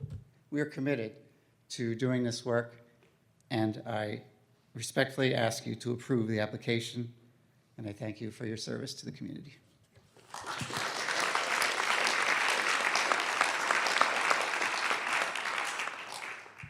Hi, my name is Anna Santoyo, spelling A-N-A, last name S-A-N-T-O-Y-O.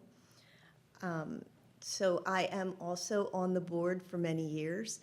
I'm a licensed clinical social worker and a resident here for many years. I'm also a direct service professional volunteer before and through COVID with the Hospitality Center. Unfortunately, I want you to understand that the center's highest priority is to work with others to no longer need services for the unhoused, to ensure that everyone has shelter and food and access to basic humane needs. I have known Sunanda for over 10 years. Sunanda is highly committed and capable of collaborating and working with formal and informal groups and individuals towards our aim, which is to no longer need these services for unhoused individuals. But it will probably be unlikely in the next 3 years under the current federal policies and priorities. I ask that you approve this request so we can work together to eventually transition and decrease, possibly end unhoused people, not only in Norristown, but beyond. Thank you very much for your approval.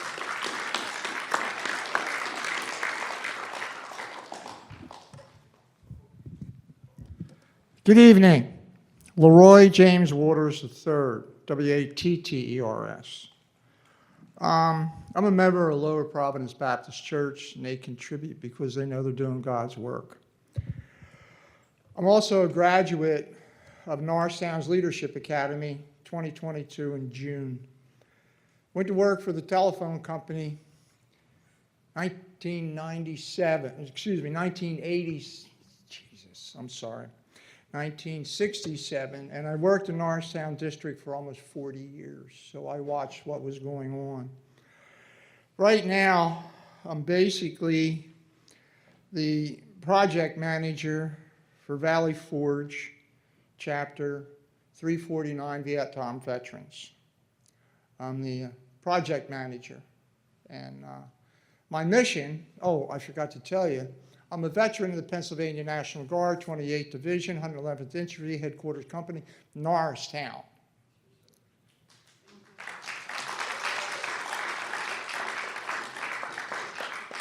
People thank me for my service. I am not done. I am not done. Now, I'm 80 years old. I've been here for that long, and I'm still alive. Believe it or not. Some people know me. My mission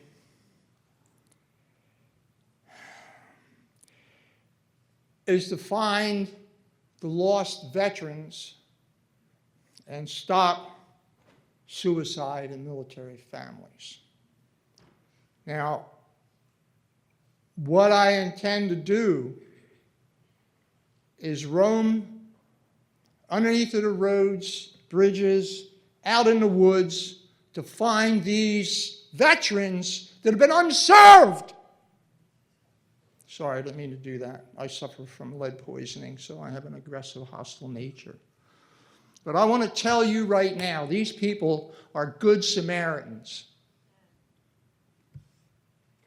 I don't want you to forget it. You hear?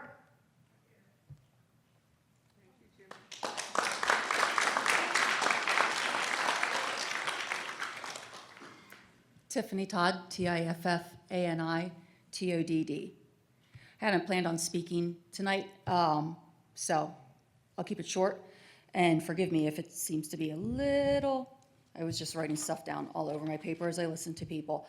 I was up here speaking as a community member when Montgomery County proposed their transitional housing over on DeKalb.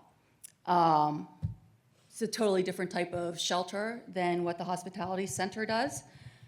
They're both needed, but I see differences besides just the shelter and the way that everything was handled.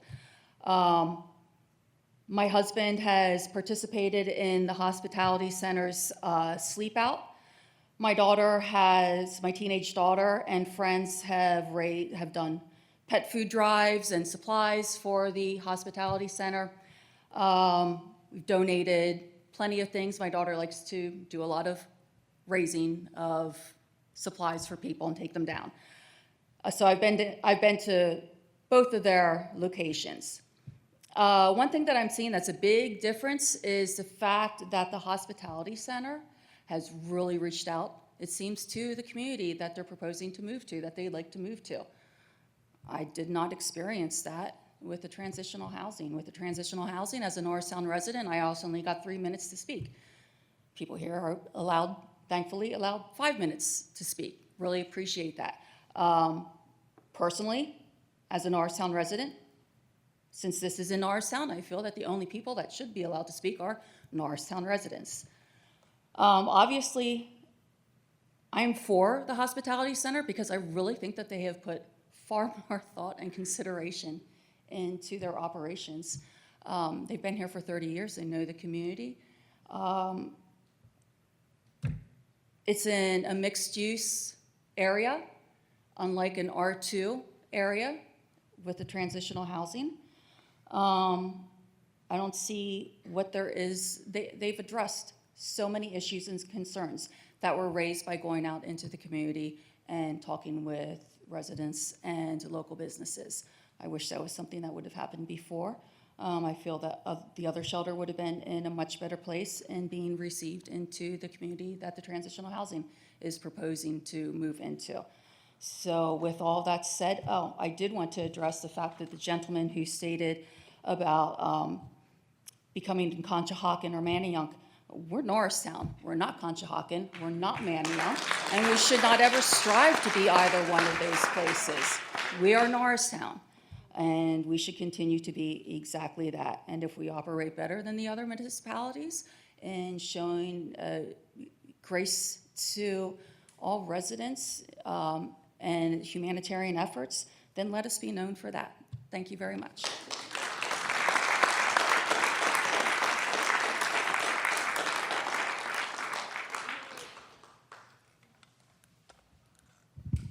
Hi, Mike Kingsley, Kingsley. I work for the Norristown Hospitality Center. I'm one of those case managers. And I could regale you with statistics. I could tell you about the 3 people I put into rehab this week. I could tell you about the 14 new clients, new homeless people in Norristown we took in this week. But instead, I want to sing a song. No, I'm not going to sing.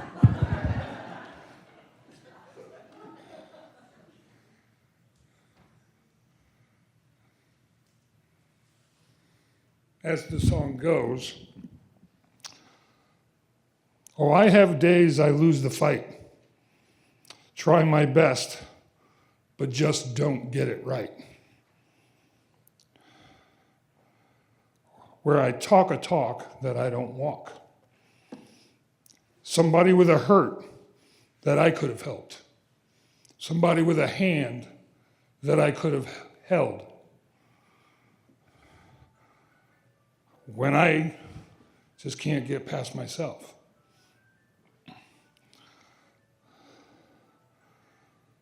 Lord, help me be a little more like mercy, a little more like grace, a little more like kindness, goodness, and faith. A little more like patience, a little more like peace. A little more like Jesus, and a little less like me. That's why we do what we do at the Hospitality Center, to lift people up, to put them back on their feet. Doesn't matter what neighborhood we're in, that's what we're going to do. And yeah, we'll protect the neighborhood. We'll look out for our neighbors because we love them too. Thank you.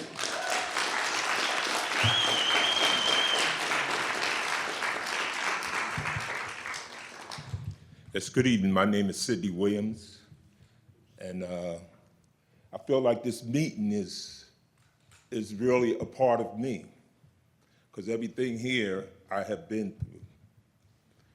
I came out of prison some 16 years ago, and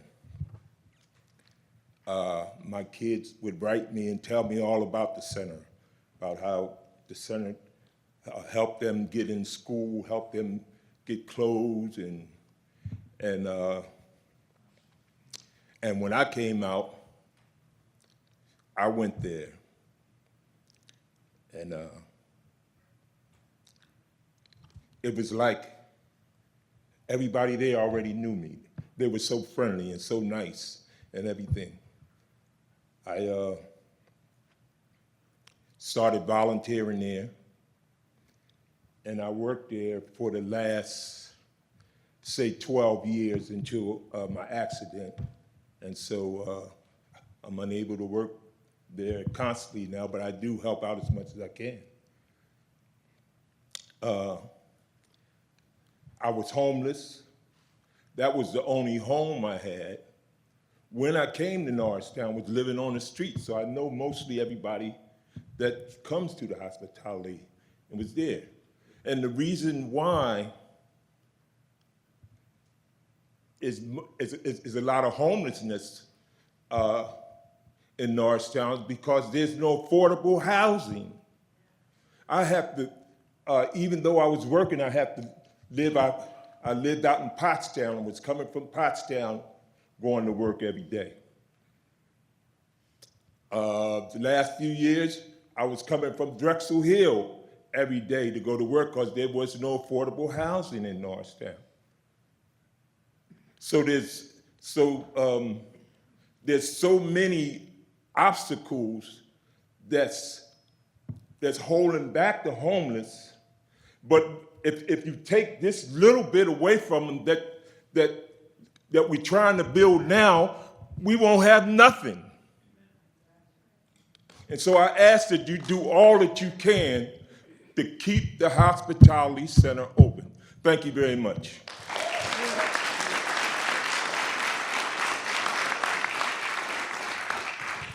Hi, excuse me, good evening. Beth, B-E-T-H, Sturman, S-T-U-R-M-A-N.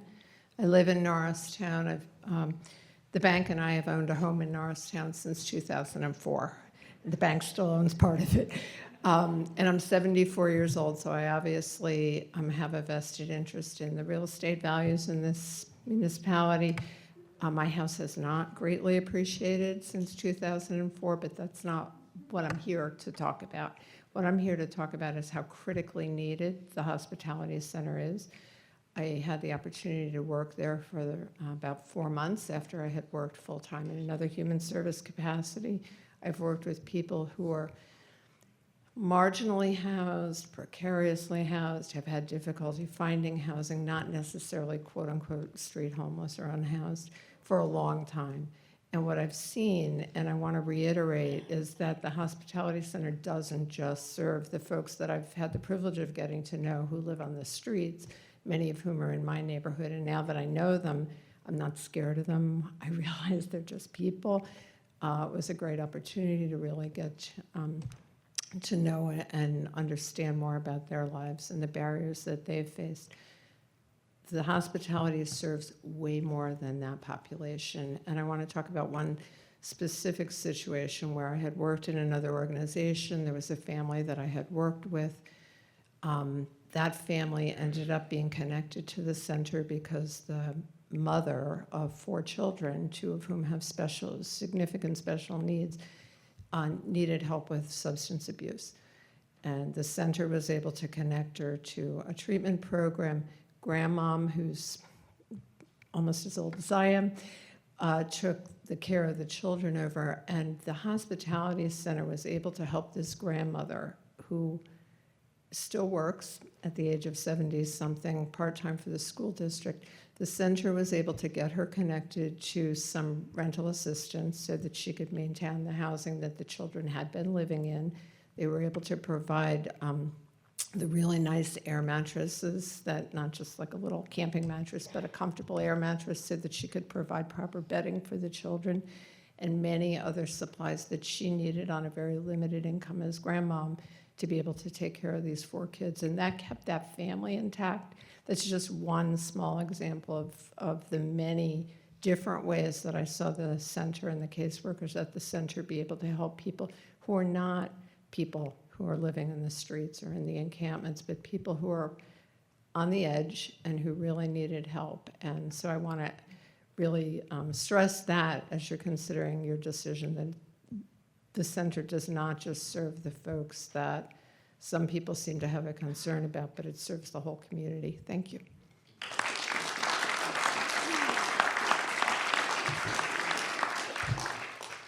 Good evening. My name is Vernetta Rolone. I'm a resident and business owner here in Norristown.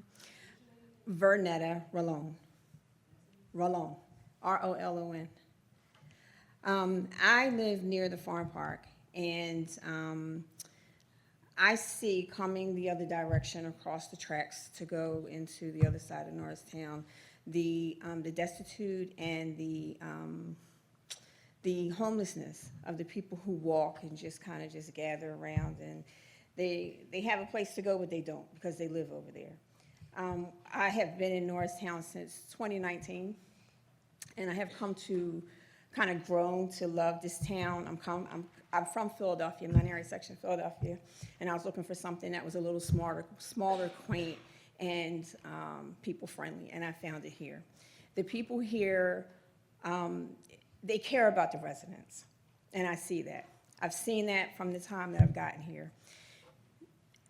The Hospitality Center is so much needed here because these people, like everyone has already stated, they need a place to go. There's opposition, yes, to, we may not want them here, but if they're not here, where do they go? If you're building up Norristown and you're making everything shiny, where do they go? They're still going to be here. They're just going to be more out in public. I am just going to ask you to make the consideration of approving their, I don't know what it's called, I forget, but approve the Hospitality Center to stay here because people need dignity, they need respect, and the voices that really matter are not here. They're not here. So it's only people like us that can actually speak for them and kind of give you a little shadow of what we're seeing and what is so well needed here in the community. Like I said, as a resident, I've grown to love this little town here. I see Norristown as,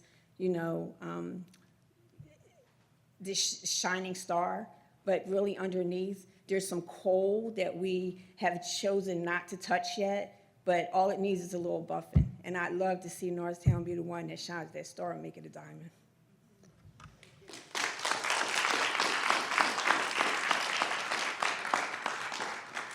Earl Murphy. I did 16 years in the regular Army, 5 in the reserve. So I really don't, I ain't homeless or nothing. But I own 6 houses on Franklin Street, right around the corner. Right, I got 4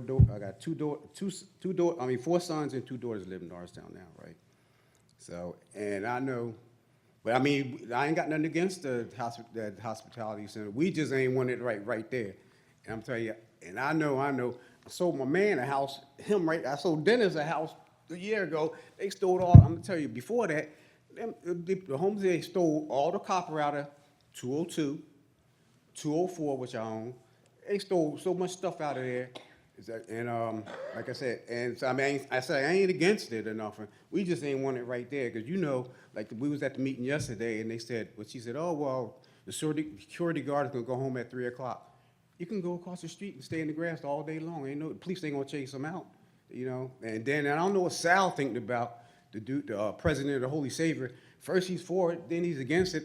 I don't know what he thinking about. Because you know them white folks ain't gonna come up there and play bocce, and they ain't gonna want them folks right there. You know and I know. Them Italians ain't gonna go for that stuff. I mean, like I said, in that alleyway right there, even though I live around the corner, I went to bathroom up in that alleyway, because it's like, you know, you can see from here, like, you know, you've seen it next to the Holy Savior Club. But anyway, it's an alleyway where you can hang out all day long. And after 3 o'clock, you know, you can go right across the street in the grass, do what you want to do. Even Carl Robinson, I know it's my man, right, from back in the day. He even came out a couple of times and said, what's these homeless people do? You know, they were stealing the copper. It was like 4 or 5 officers came down there and had to take them out. And like I said, I still own houses along there. Probably gonna sell it to him. He know they stole all the copper out of his house. The duplex I sold him. They stole all, you can ask him when this meeting is, when he's done, ask him how much of the stuff they done stole out of his house that we sold him. All the copper. Ed went next door, stole everything out of there. And I guarantee you, in the summertime it's probably good, but the wintertime, you know, darn well they gonna, you know, break in and do whatever they got to do. You know, I'm related to Cubby Mannings, in case you're sure they know. Anyway, so that's, like I said, I ain't against it. I'm being right there, I'm against it. But you know, they can put it anywhere, because like I said, you know, if it was veterans, it'd be a different story. But you know, I know, them people gonna break in them houses and do what they got to do. You know, but like I said, I got 4 sons and 2 daughters that still live in Norristown. So my man right there, he go to the hospitality center all the time. The police came when they was on, I think it was on the West End, threw the dude who works there out the wheelchair, came, the police ain't do nothing. They ain't do nothing. They came, the guy complained, the guy worked at the hospitality center. They threw the dude out his chair and everything, and the police just stood there, told the guy to leave, they ain't do nothing to the guy at all.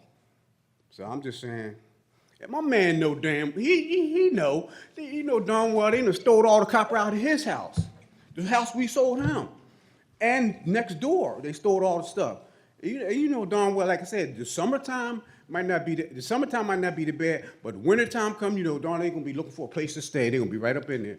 As like I said, it would be all right if it wasn't right there, you know, but they be hanging out there all day long. And like I said, I bought most of the houses from Rick and Sean Romano on Affordable Auto. But anyway, that's all I wanted to say. But my man know, then as he could tell him how much stuff he have to replace in the house that we sold him, the duplex we sold him.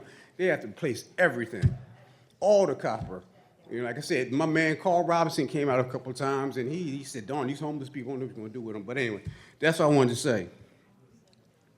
But like I said, and I still own houses on Franklin Street. I live right there. And like I said, I don't know what Sal thinking about. He's the president of Holy Savior right now. But first he's for it, then he's against it. Sal, which way you want to go? You know, he give him a letter, because he was homeless one time, but he owned like 13 or 14 about 13 barbershops now, because he made it. But you know, I know darn well them people ain't gonna want them there. They don't even want those blacks there. So you know they ain't want no homeless people there. So, but anyway, I don't see Sal in here nowhere. Well, but that's what I really had to say. And I'm gonna sell you the mother houses, Dennis. Whatever, 10 seconds, Mr. Murphy.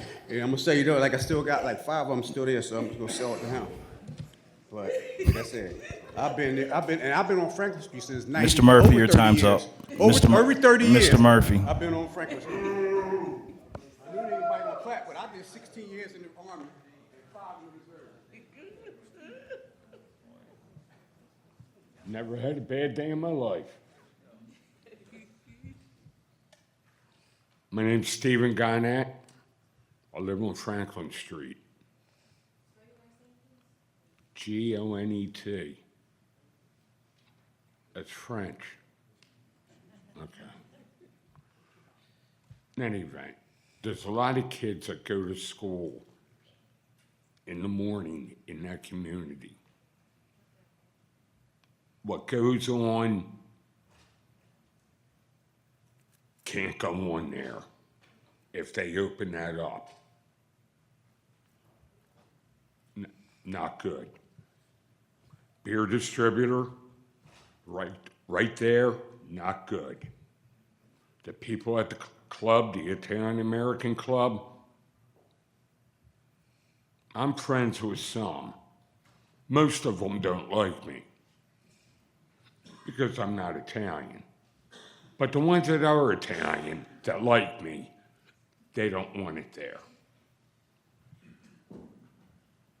The security thing, I'd like to know who the security people are, because I never saw them. And I was up at church a couple of times, well, more than a couple, several times. Chain Street, several times. It can't go on. You have to put these people somewhere else. I'm not saying Church Street, I'm not saying Chain Street. A friend of mine had a good idea. You put these problem people on Army bases that are closed. Oh, I'm the problem. Oh. Guys, please. Oh, I'm the problem. Hey, guys, I'm going to ask you to leave the room if you can't hold it down.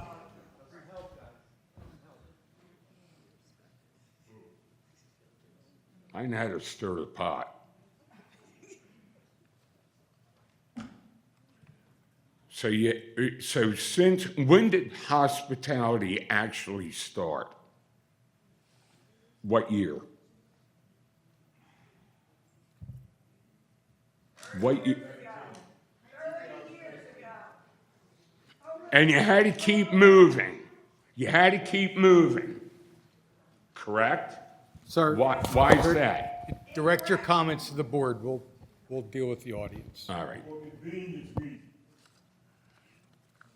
All right. That's about it. I mean, what can I say? People don't want it in their backyard. You want a nuclear plant in your backyard? Because that's what you're going to have. Thank you. Mr. Willem, would you like any closing statement? 1 minute. Members of the board, you've heard lots of compelling testimony about why you should grant this application. Let me refocus the attention of the board on the how to do the right thing and grant this application. Just follow the law. There's an appeal here on a use registration application that we filed in a town center 2 district, which allows as of right business offices, professional offices, and other places that serve food. You have heard ample testimony that this is a business office where professionals will provide services and provide food. There's nothing that's been put into the record to contradict any of that testimony. It is the right of this applicant to have the use registration granted. The other how is to follow my lead on using a somewhat non-traditional, expansive interpretation of the bases for a variance and grant it that way. Thank you very much. Thank you.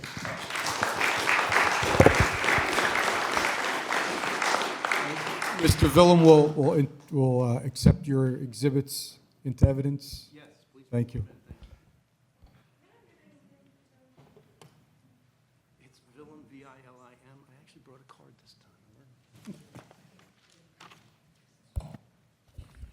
All right, does the board want to make a motion to close the hearing for the application?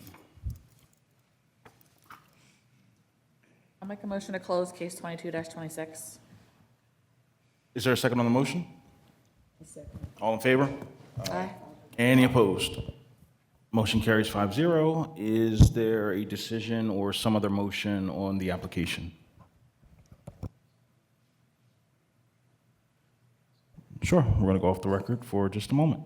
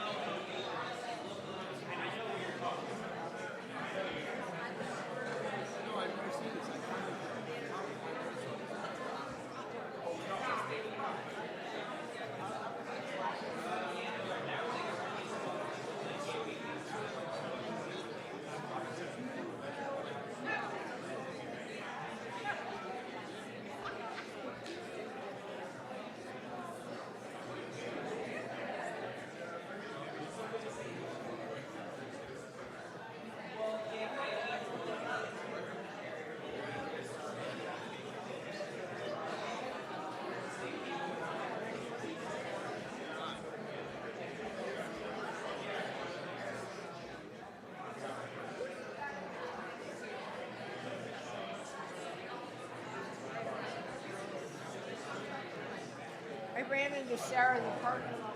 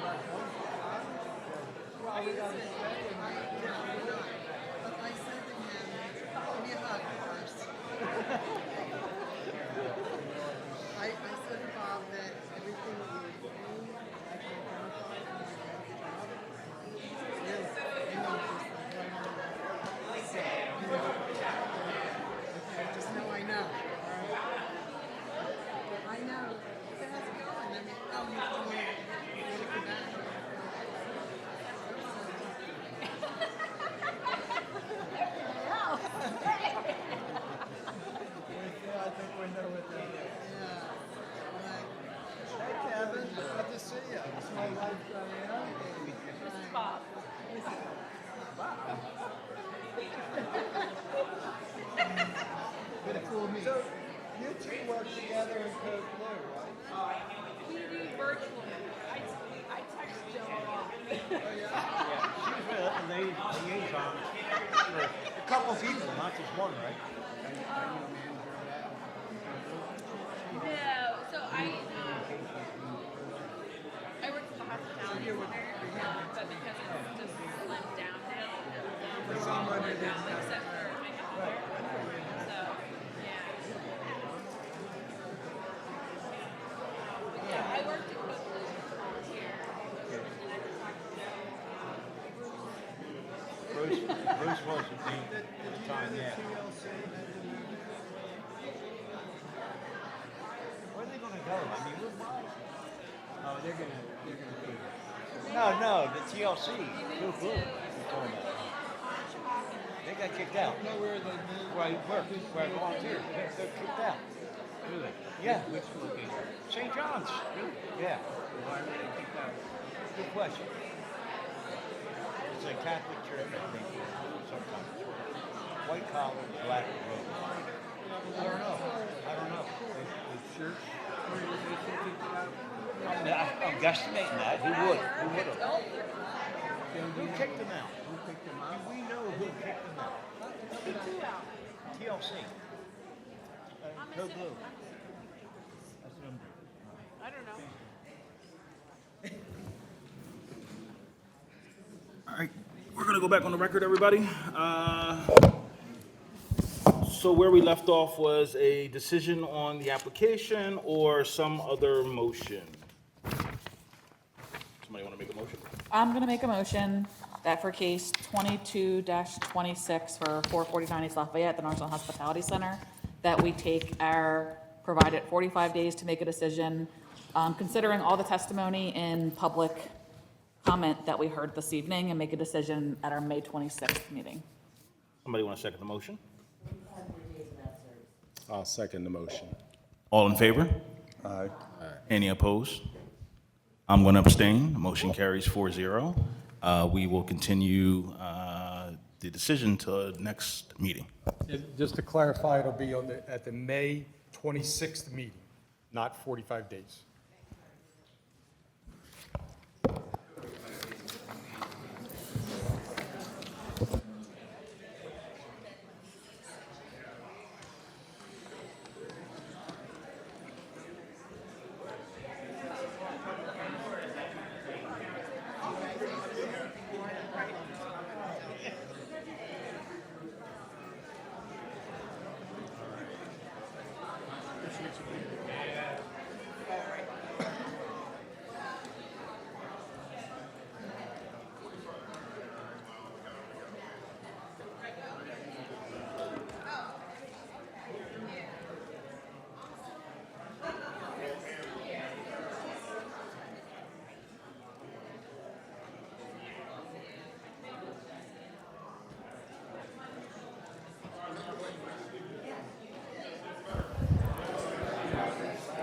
Guys, can I ask that you have the conversation in the lobby? We do have 2 more applications this evening.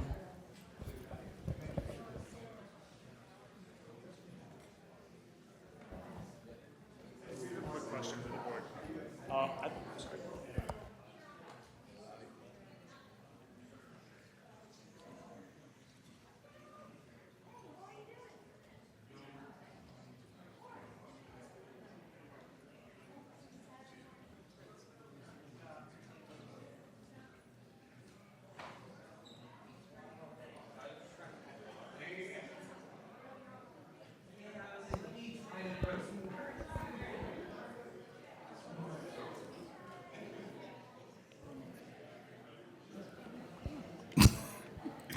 All right, guys, we're going to move on to application 23-26. The applicant is, and apologies if I mispronounce, Alanruaju and Abdubalusala. Apologies if I mispronounced that. I'm sure I did. 42 East Jacoby Street, Norristown, PA, 19403. The property location is also 42 East Jacoby Street, Norristown, PA. The property owner is Jelani Ellington of 42 East Jacoby Street, Norristown, PA. The applicant is requesting a variance from section 320-292A2A3 to permit the use of an abandoned quadruplex in the R2 residential district. Good evening. Good evening, Mr. Chairman and the board. Good evening. Thank you for your service. It's been awesome. My first time here. Good experience. Thank you. Wait, state your name for the record. All right, thank you. My name is Olanrewaju, Olanrewaju. Last name, Ajibade. And ma'am, are you going to testify as well? I'm the realtor, so I don't know if you need me, but I'm here. So I'm going to probably Well, sir, do you swear to tell the truth, nothing but the truth from this matter which you're about to testify? Yes, please. Thank you. Continue.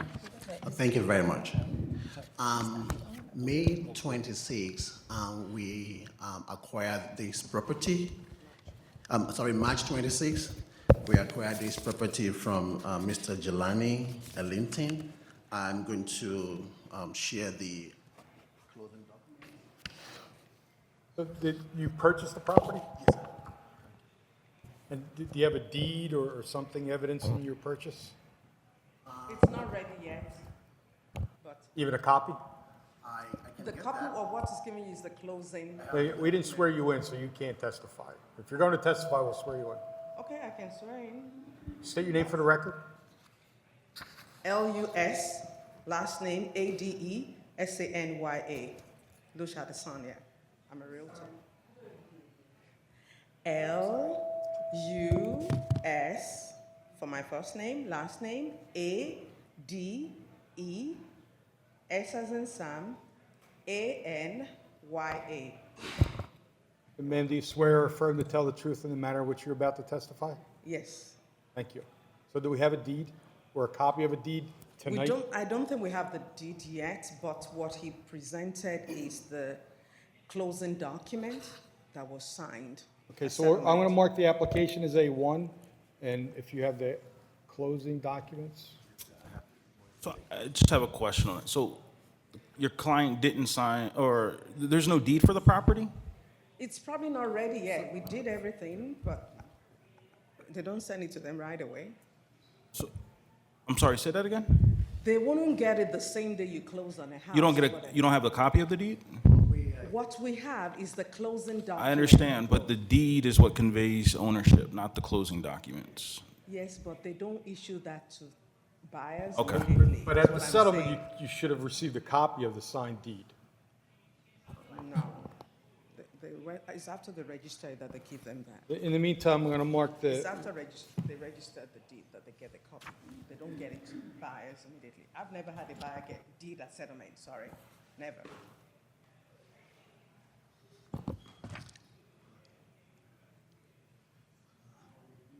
Can I go? Wait. What if I get back deed at settlement?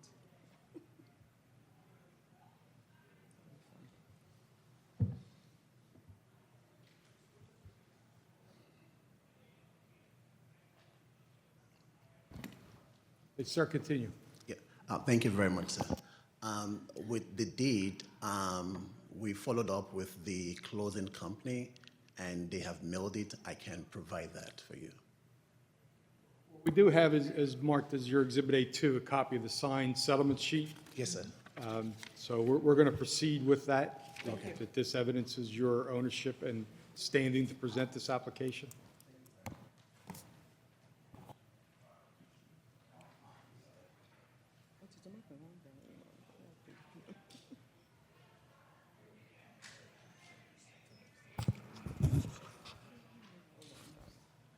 So can you, All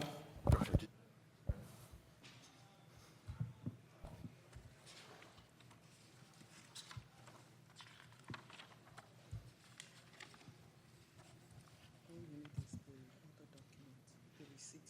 Do you have the receipt? Because that's the one.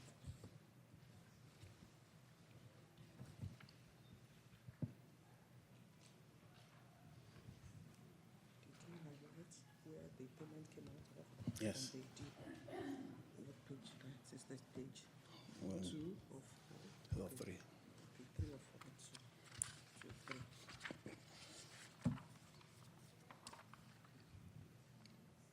That's where you refer them to right away.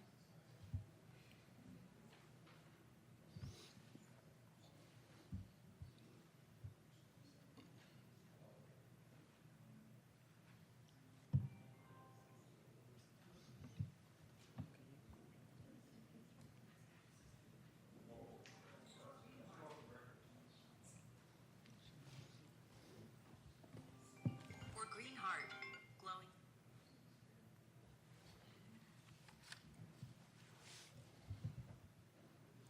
Or green heart, glowing star. Orialu Dan Adasan. Muted the phone.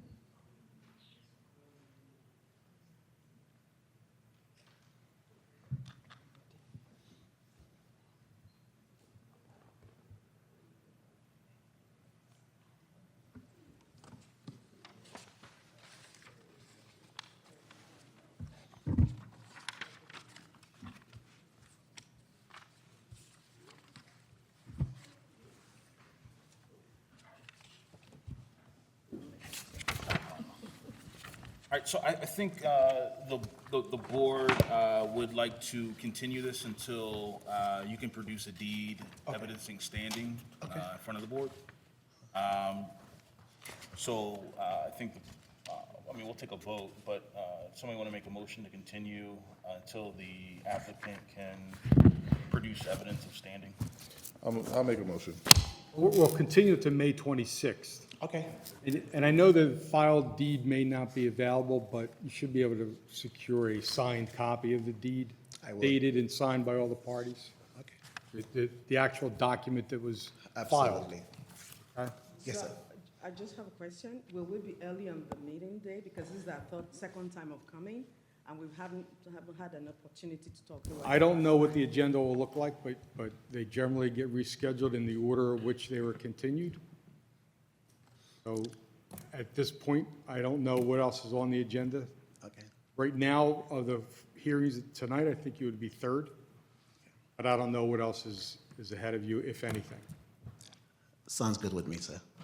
Thank you very much, and I will be at 26th. Oh, just a second, the board is going to vote for this, but that's the vote that's, So the motion is to continue. Is there a second? All in favor? Aye. Any opposed? Motion carries. We'll continue the application. so May 26th. Yes, sir. Okay? Thank you very much. Thank you, Bud.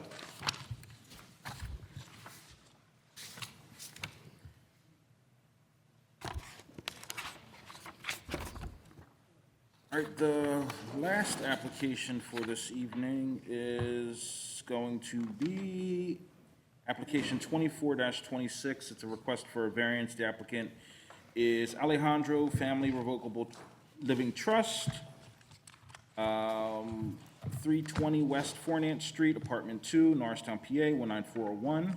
The property location is 151 West Airy Street, Norristown, PA. The applicant and the owner are the same, and the applicant is requesting a variance from section 320-292A2A3 to permit the use of an abandoned triplex in the R2 residential district. Good evening, Mr. Campbell. Yes, good evening. Charles Campbell for the applicant. This property at 151 West Airy Street is an attached corner property, 3 stories high, in the R2 district. It is presently being used as a triplex and occupied as a triplex with 1 unit on each floor. Just to summarize what the case is going to be is that my client who is the trustee of the trust that owns the property, it's a family trust, had approval to use the property as a triplex. That is part of the record, the evidence we'll be introducing. However, he entered into an agreement of sale for the property. That agreement of sale is currently pending. It hasn't closed. The buyers are actually here tonight with their realtor. Was hoping that this can be closed with the property with the variance approved. But the reason that the municipality denied the request is that the rental fees apparently were not paid on this property. Otherwise, it was a non-conforming use that had been approved by the municipality, but had been deemed lapsed for non-payment of rental fees.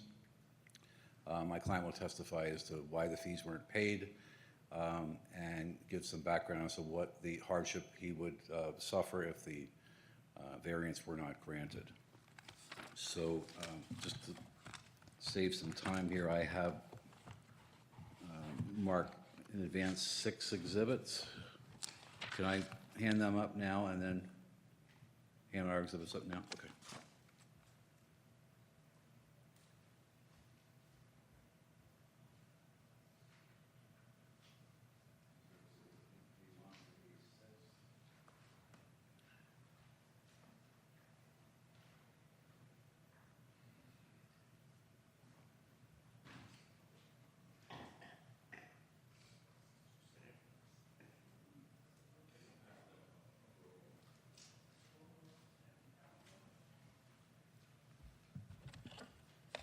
Up here?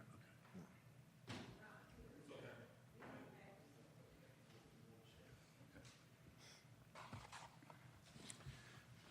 And just to indicate to the panel what I just handed up, A1 is the County Board of Assessments record showing that the current owner is the Alejandro Family Revocable Living Trust.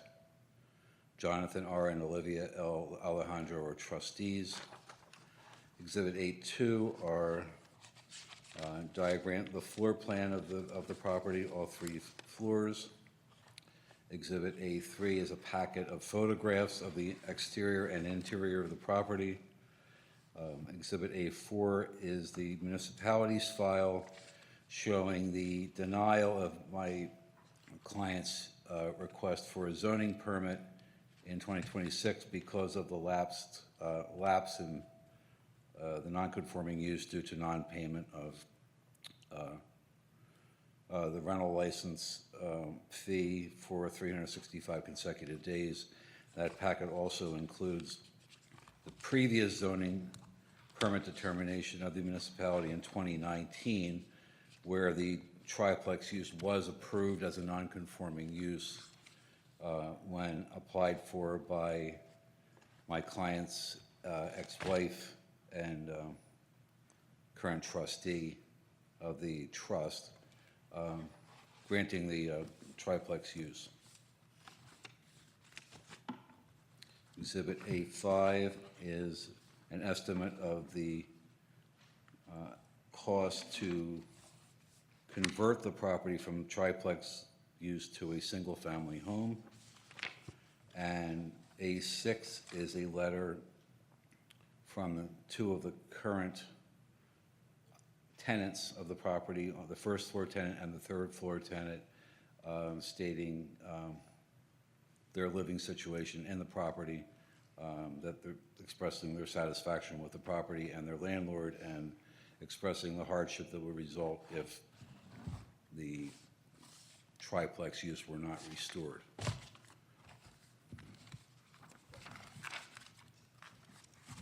In addition, I'd like to offer Exhibit A1A. I only have 1 copy of this.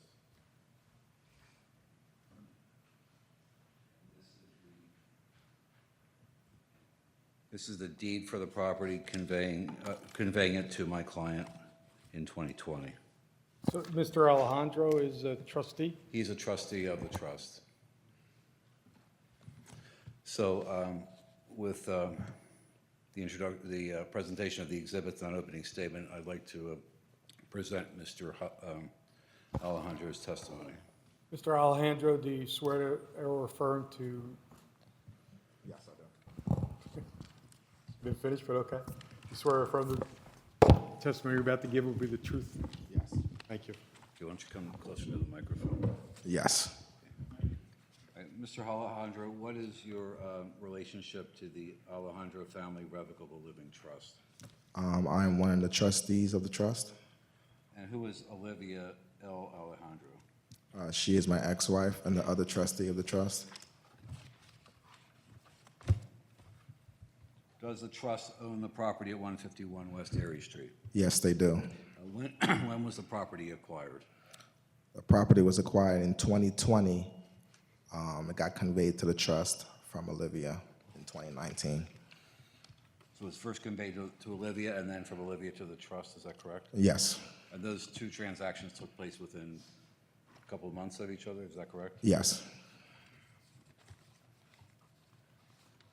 At the time the trust acquired the property, was a request made to the municipality of Norristown for a zoning permit for use of the property as a triplex? Yes, it was. Okay. Was it being used as a triplex when the trust bought the property? Yes, it always has been. And what was the municipality's determination of that request back in 2020 for use as a triplex? It was granted. How was the property used between the time the trust acquired it until the present? It's always been used as a triplex.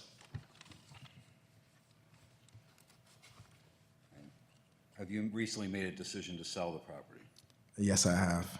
And are you under agreement of sale, you being the trust, with a buyer? Yes. And is that scheduled to close under the agreement of sale at any particular time? Yes, this Friday.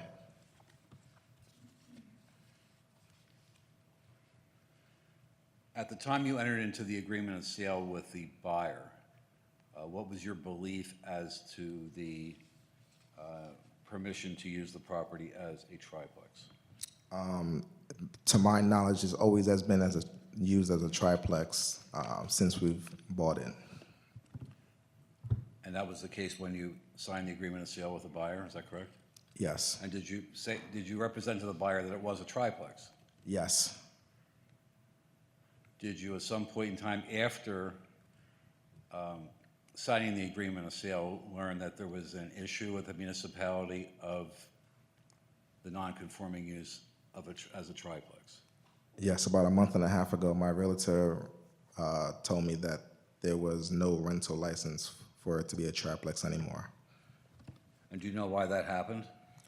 It was due to lack of payment for the rental license. And who was supposed to pay for the rental license? We were supposed to pay for a rental license.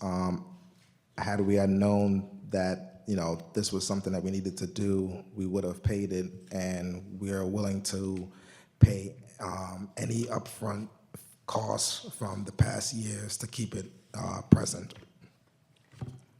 Now, I'd like to go through the exhibits. Exhibit A2 is, can you just tell the board members what Exhibit A2 is? A2 is the first unit and the second unit. And that's several pages long, this exhibit, is that correct? Correct. The second page is the third unit. Also says the basement. And it just gives a layout of each unit throughout the property. And now I'm going to show you Exhibit A3. Can you identify what's shown in A3? A3 is exterior and interior pictures of the property. Okay, could you please go through from first page to the last page and identify briefly what each photograph depicts? Basically, these pictures depict interior pictures of the first floor. Let's start with the first one. Is that the exterior of the property? Yeah, the first picture is the exterior of the property, the corner property. And it's correct that that's 3 stories tall? Yes. How is it configured with respect to the 3 units in the triplex? Each floor has a unit. The basement has its own floor on the bottom level. And what's the next page show? Next page shows the back of the house with the fire escape and the parking spaces attached to the property. Is it correct that the property is approximately 2,400 square feet? Correct. All right, what's the next photograph show? Next photograph is the living room of the first floor unit. Okay, you can just proceed through. Okay. Next photo is the kitchen of the first floor unit. Another picture of the kitchen. Another kitchen picture. Bathroom picture of the first floor. This is the bedroom of the first floor. Next picture is another picture of the living room on the first floor. Another picture of the bedroom on the first floor. Another bedroom picture, first floor. This is the porch area on the first floor as well. Next picture, we're on the second floor porch area now. This is the bedroom of the second floor for the next picture. Bedroom picture again on the second floor. Another bedroom picture on the second floor. I believe that is the living room on the second floor. Kitchen area on the second floor, next picture. Another kitchen picture. Bathroom of the second floor. Yep, this is the third floor kitchen. Another picture of the third floor kitchen. This is the bedroom on the third floor. Another picture of the third floor bedroom. And the last picture is the bathroom on the third floor. Now, is it correct that each floor has a kitchen? Yes, it does. How many bathrooms are in the property? There's 3 bathrooms, 1 on each floor. Can you describe the utility service for the property? Each of the utilities are all separated. It's baseboard, electric heating on each floor. The only utilities that we pay for is the hallway electric and the sewer.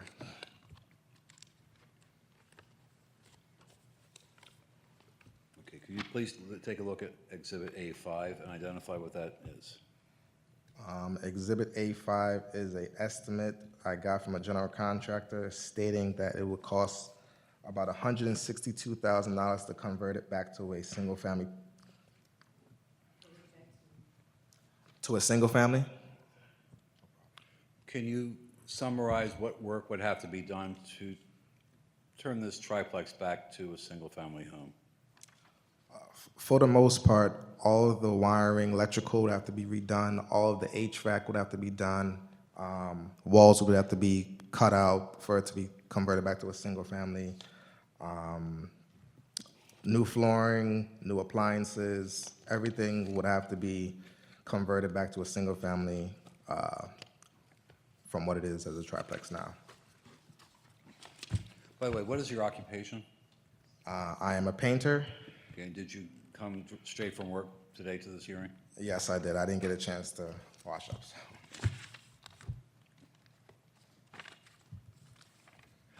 Please identify A6. A6 is a letter from both of the tenants that live there currently, stating that it would be a hardship for them if they were told that they would have to leave. As you know, housing is very hard to find now, and it will put them at a financial constraint leading to homelessness. And the first floor tenant is identified as Nick Alejandro. Is that a relative of yours? Yes, that is my brother. Do you live at the property currently? No, I don't currently live at the property. Did you ever live there? Yes, I did live there up until last year. And when you lived there, where did you live? I lived on the first floor. And is it correct that the zoning officer in 2019 or 2020 indicated that a rental license was not necessary for the unit that you occupied as an owner. Yes.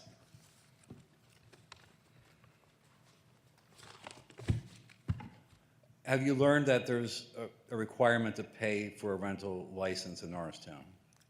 Yes, I do. Had I known, I would have paid it every year. So whatever I have to do to keep it, make it current now, I will do. Did you receive any notices from the municipality that you, that those license fees were due or that you were overdue? No, I didn't receive anything in the mail concerning the rental licenses or the termination of our rental license. And do you understand that it is your responsibility and was your responsibility as an owner renting the properties to obtain a rental license and pay the necessary fees? Yes, I do. This was our first rental property, so we're gonna rectify this. And if you've asked the board to grant a variance to allow you to close on this agreement to your buyer who's buying the property with the belief that it's, or with the assumption that it's approved for use as a triplex. Yes. And if the relief that you're requesting is approved, are you prepared to pay the license fees that are in arrears for this property and pay them up to the present time before you close on the sale of the property? Yes.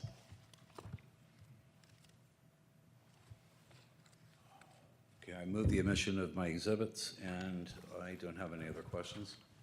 Thank you, they're admitted. Does the board have any questions for the applicant? I do. Referring to A2, the floor plans, when I'm looking at Unit 2 and Unit 3, you know, I see a kitchen, I see a dining room, I see a family room that's called Unit 2, and then upstairs on Unit 3, another kitchen and then a primary bedroom. It looks like Unit 3 is missing any kind of living area, and Unit 2 is missing a bedroom, especially a bedroom with a closet. Can you kind of walk through how they're marketed and how they're currently set up? Unit 2 has a bedroom and a closet. Unit 3 is an efficiency, so the bedroom and living space is the same area.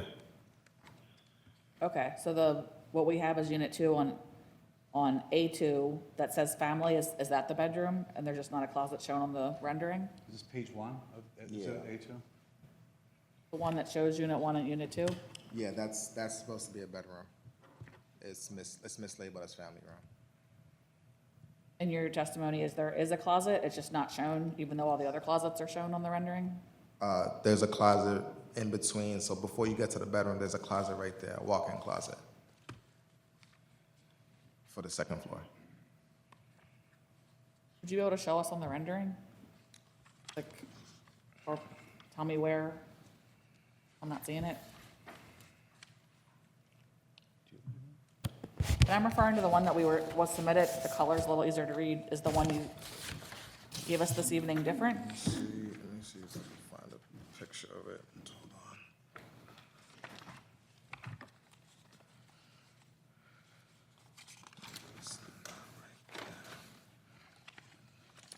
Hold on. So, which one is this? Let me see which page it is. I didn't remember the pages. Okay.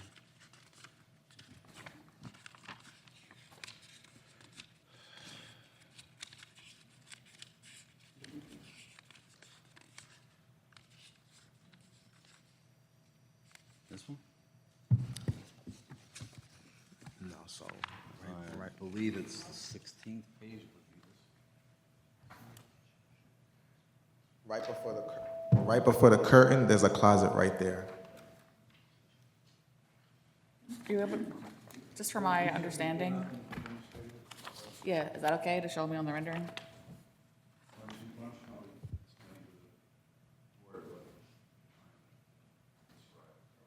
basically, right before the bedroom, there's a closet right here. That meets this little hallway right here. On the rendering, where it says hall, there's a closet area right there, right before you get into the bedroom. Okay, so it's outside the bedroom. Yeah, it's outside the bedroom. That's meant as a bedroom. Yeah, they got mistaken by that. First floor is a one bedroom, the second floor is a one bedroom, the third floor is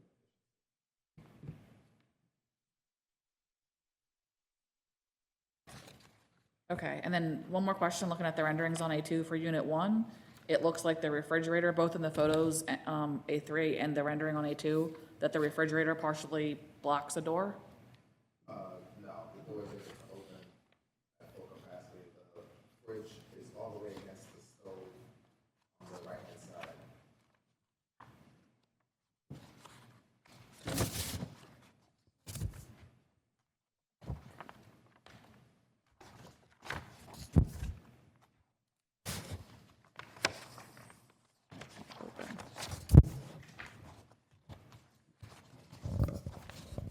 Anything else from the board?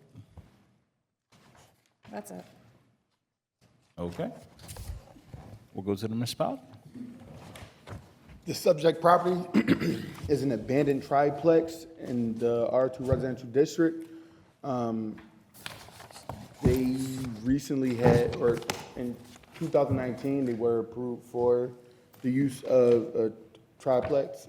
Since then, no rental license has been obtained, and it's not even looked at as a rental in our system. Thank you for that. Anybody from the public want to testify either in favor or opposition of the application? Please come up now. Mr. Campbell, can you step to the side, please? Tiffany Todd. This is not a for or against. I guess it's a general question, so I don't even know if it's allowed at this time. My question is, when a rental property, their fees are in arrears because there's no rental license that has been renewed, are there late fees that are assessed to it? And if so, how much? And is it something that accrues over time? Yeah, that's something this board cannot answer because we don't get into that. That's something for municipality code department. Okay, thank you.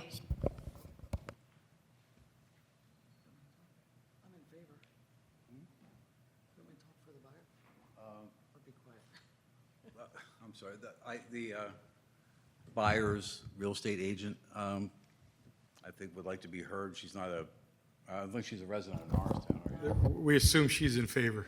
She is. Okay. My poor buyer is not homeless for Friday. Anybody else? All right, seeing none, we'll close public comment. Mr. Campbell, anything else you want to tell the board before we close? No, I would just ask the board to grant the requested relief because the evidence shows, I think, that my client's non-payment of the requisite fees was not willful. He is prepared to make full restitution with any penalties that are due, and that if the relief in way of a variance is not granted, the financial hardship would be quite severe upon him, as demonstrated by what it would cost to restore the property to single-family use. So I'd ask the board to grant the relief. Thank you, Mr. Campbell. Is there a motion to close this hearing? I make a motion to close the hearing. Is there a second on the motion? Second. All in favor? Aye. Aye. Any opposed? Motion carries 5-0. Is there a decision on the application? Yes, I'll make a motion to approve the application for the requested relief. Application 24-26. With the contingency that all back rental fees and late fees that are assessed will be paid. That is correct. Is there a second on the motion? Motion is approve contingent on late fees, I'm sorry, past rental fees and any associated late fees being paid. I'll second the motion. There's a second. All in favor? Aye. Any opposed? Motion carries 5-0. Application's approved, subject to conditions. Thank you. Thank you. Make a motion to, end the ad hoc May 6, 2026 meeting of the Council. Is there a second? All in favor? Aye. Motion carries, meeting is adjourned. Yeah, I gotta go check in. You gotta leave tonight? Yeah, I got zero in the morning. Oh my gosh, where you gotta go? It's in Newark.